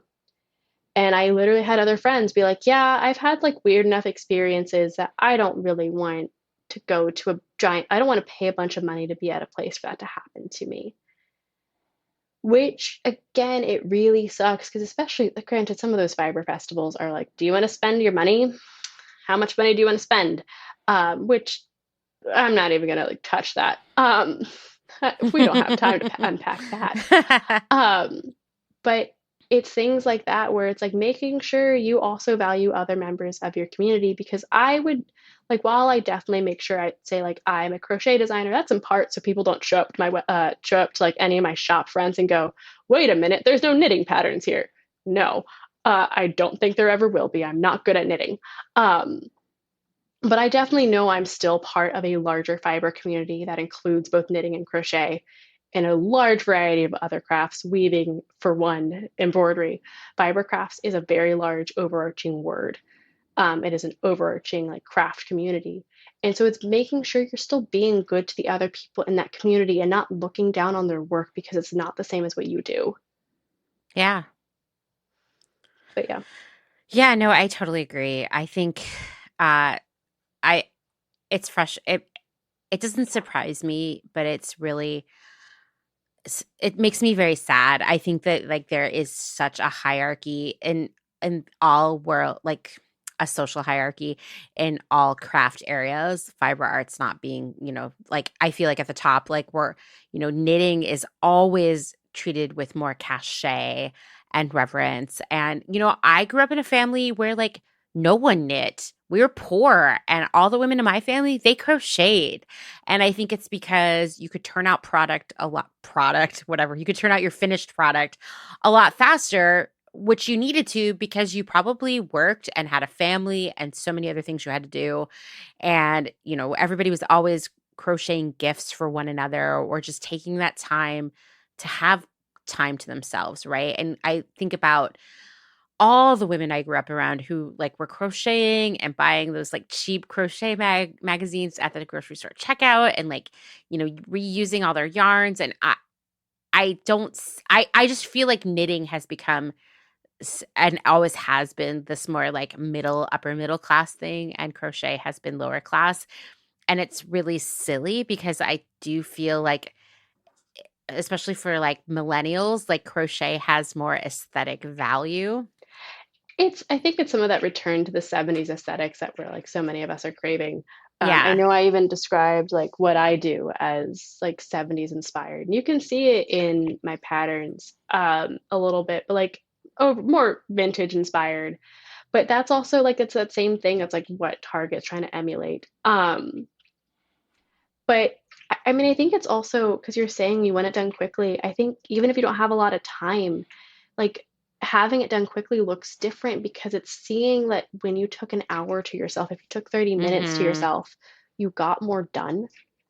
I think some of it's just that. It's like knowing that if you take 30 minutes, you can actually see progress and you can have that little bit of fulfillment from it versus for granted, I'm also not good at knitting, so this is not a good example. Um, but this is what I have of like, it takes me a very long time to knit a square. That's where I'm at with knitting. I can sometimes, maybe if I try really hard, knit a square. It takes me a lot of hard work to get there. At this point, I'm also fast enough at crochet that it does not take me as long to knit a square, or not knit a square, but to crochet a square. I think that kind of is linked a little bit, where it's like you want to make sure that when you're finally have time to yourself that you're getting returns on that, because like we do deserve to like treat ourselves to something we enjoy, and it shouldn't just be this like, well, I sort of made progress, I think. And there's people who knit much quicker than that who are like, I don't know what you're talking about, 30 minutes is so much time. um Yeah. it's not me, it'll never be me, but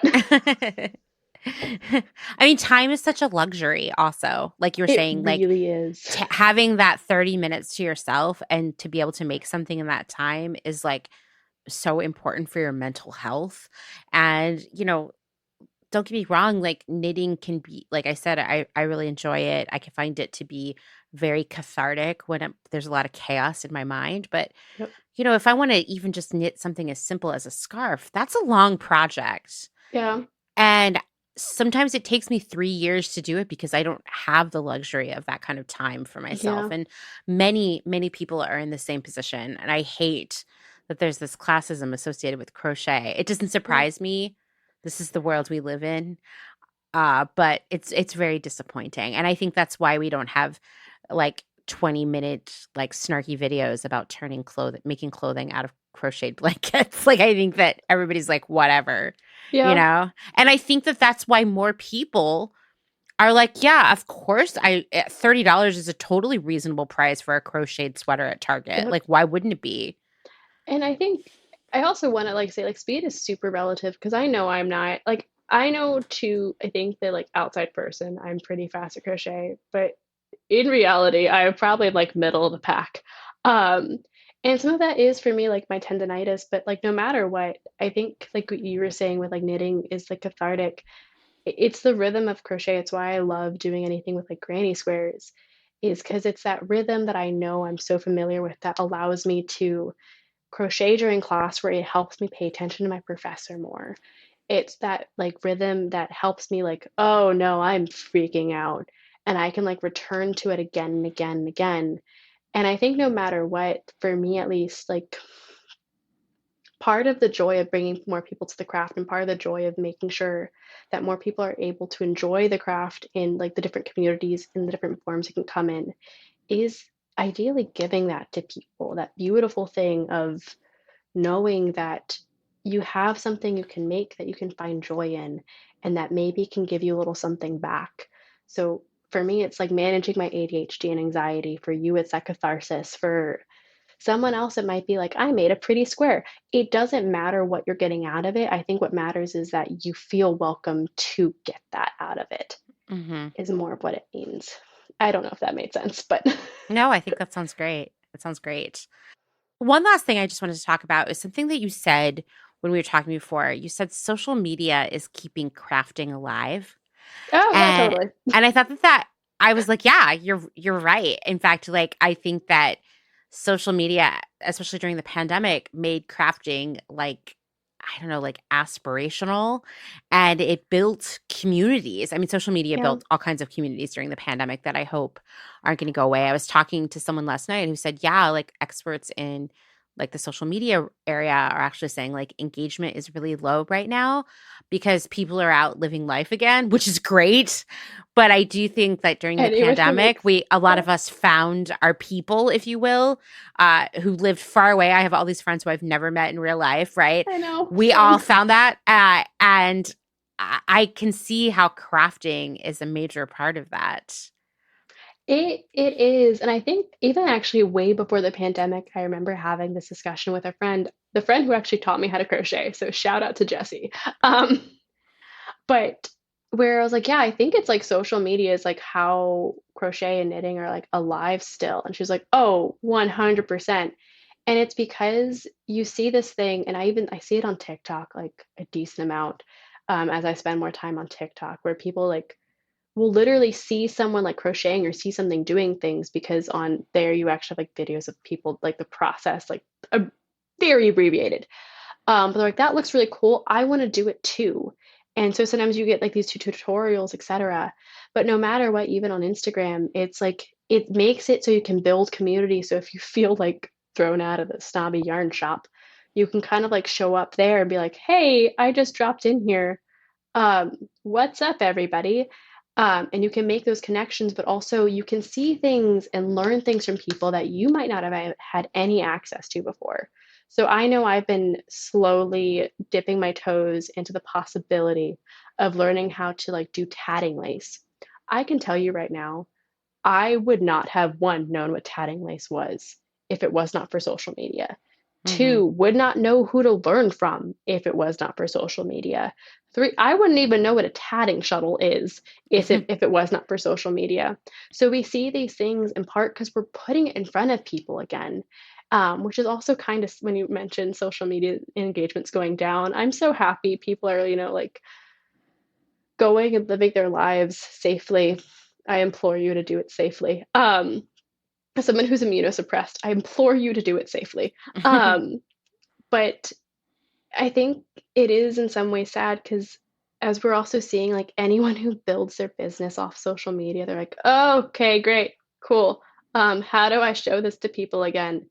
And I think for those of us who have any kind of like, I guess I think I put like patterns in like the supplies category of like I help supply people with the tools they need or they want to crochet with. It kind of sucks because I'm like, no, no, come back. Crafting is fun. Come back. But I do still, no matter what, think that like social media, that some of these crafts that might otherwise kind of go unknown about, just unknown in general. And granted, knitting, crochet, I don't think we're on in the unknown category, but there's definitely other crafts that there's another lace that I think it's the bobbin lace. I would not know what bobbin lace is, period, if it was not for social media. I definitely don't understand how it works. But I now know there's people who literally saw the same person that I did doing their bobbin lace thing, and they're like, I'm going to learn that. And so they're learning these crafts that might have otherwise potentially died, literally. Mm-hmm. And then we would have had to be like trying to resurrect these very large books on how to do it without any of the guidance, because most of these books are also written with an understanding of you have already learned this. I'm not teaching it to you, Mm-hmm. kind of thing. It's the Yeah. same thing I see in like whenever you work with like actual vintage patterns. They are assuming a different level of knowledge than you Oh my might be at. gosh. So It makes true. you I want to can't. punch somebody. Yeah. I'm like, I'm not there. I bought a few No, patterns and I was like, I don't understand what's happening here at all. yeah, because I was using a vintage pattern to like make my wedding dress, and there was definitely times I would consider myself an incredibly skilled crocheter. There was times where I was like, I cannot get this dead person alive and make them make this make sense to me. I'll be incredibly honest to anyone who's getting into the craft right now, steer clear for the first like few like projects of vintage patterns. Please do yourself that favor. I'm telling you right now, like look at me in my like fake eyes, don't do that to yourself. Um, so it's things like that though that no matter what, because those vintage patterns, I think if you don't have any understanding of the craft, they definitely don't make any sense.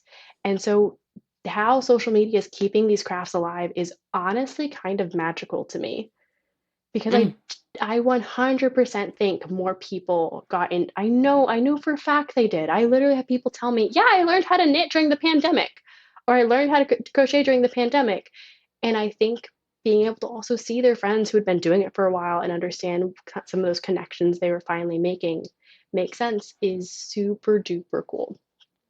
But yeah, that's some Yeah. of my opinions. Hopefully they made sense.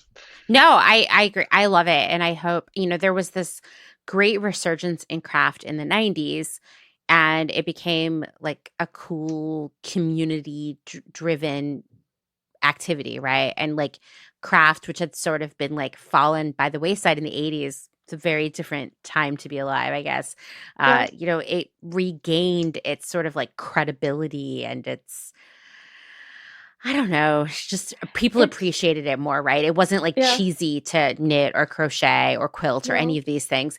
And it became very, very popular without the internet. And I think it kind of fell through the by the wayside as people were getting more and more into just like avocado toast and traveling and social media and like influencer lifestyle, right?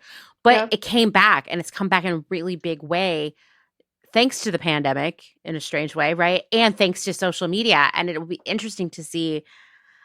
I just feel like our lives have changed so much in the past few years and like what we accept as normal or part of our routine that I can only assume that the next few years are going to be similarly absurd and weird and surprising at the end. And so my hope is like how, and there's no answer for this right now because we don't know what's going to happen, but it'll be interesting to see how theoretically communities that arose online during the pandemic could transition into real life as we're able to be around one another again. And I wonder if that will happen and how it will be different because one of the things about social media that is both a blessing and a curse is that anybody can be anyone they want. Sometimes that means they're being a total asshole troll, but sometimes it also makes people feel more it can feel more inclusive in a weird way because everybody's sort of equally anonymous, and I wonder how that will transition into real life or if it'll be a lot of people being like, crochet is just, like, not very innovative or whatever, you know? Such a weird comment. Such a weird comment, it's so cheesy. I'm, like, embarrassed for the person who said that. Because they Uh, say things like that all the time and they're terrible. Well, Basically. that's all I had to ask you. Do you have any like final words of wisdom or parting thoughts you'd like to leave everybody with? I think if you haven't gotten into crafting, do it. It's very fun. Mm, But I beg of you to be smart about, not smart, but be conscientious of like who you're buying from, how you're buying things. And if you're wanting to get into crafting, might I recommend the super great place to start of the thrift store. There's plenty of amen. projects there. There's plenty of things there that people have started, but then they never finished, and they end up So there, much. or someone tried to take a crochet and it just didn't work out for them. But don't worry, their hooks and their yarn are there for you now. Um, and no matter what, I can promise you, I think crafting is such a good thing. I'm incredibly biased, but I hope if you take it up that you're able to find joy and solace in it the way so many have before you. Yes. And there's a great community waiting for you to enjoy that with. So please come join us. Come play. Yes. Come and join us. It's fun. It's easy. And yes, The thrift stores are full of all the materials you need. I haven't Yes. bought a brand new craft material in so long. It's amazing. Honestly. Honestly. Find your local creative reuse stores. Those are a great place to start. Yeah, absolutely. Yeah, we have a great one here in Austin. Uh, All right. Well, Anyway, thank you so much. This was such a delight. thank you so much. I really appreciate you having me. Thanks again to Christina for spending a few hours talking to me. You can find her on Instagram at Inchworm Crafts. And she has a whole series of links in her profile for browsing and purchasing her patterns and just generally learning more about her.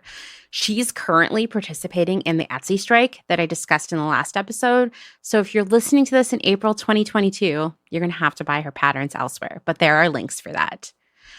I'm personally really excited to see so many makers in our community participating in the Etsy strike.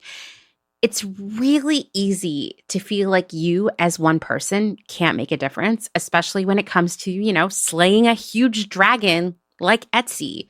The same goes for massive companies like Starbucks and Amazon. And yet here we are. I get so excited when I read the news every day about this, seeing individuals doing the work to unionize, taking that very scary chance in order to make life more equitable and overall better for themselves and others. You don't have to start a union at your job or shut down your business for a week to make an impact, but you can start a lot of people on the path to change within your own sphere of influence, whether that's teaching them about fabric or introducing them to their local Buy Nothing group or showing them the magic of secondhand gifts or skipping the quasi-disposable bachelorette party tees in favor of just wearing the same color as a group instead. These things, they seem small, but they make such an impact because they ripple out to more and more people. When you lead by example, when you set the example for a new and better way of living, others notice and they make those changes too. Be the example, be the innovator, be the influence that your community needs. Thanks for listening to another episode of Clotheshorse, written, hosted, researched, edited, all the things by me, Amanda Lee McCarty. If you like what you're hearing, please leave a rating and or a review on Apple Podcasts. And of course, most importantly, tell a friend. Let's get more people involved in making change and influencing the communities around us. If you'd like to support my work here on Clotheshorse, you can find out more at patreon.com/clotheshorsepodcast. And thanks, as always, to my other half, Dustin Travis White, for our music and audio support. Bye.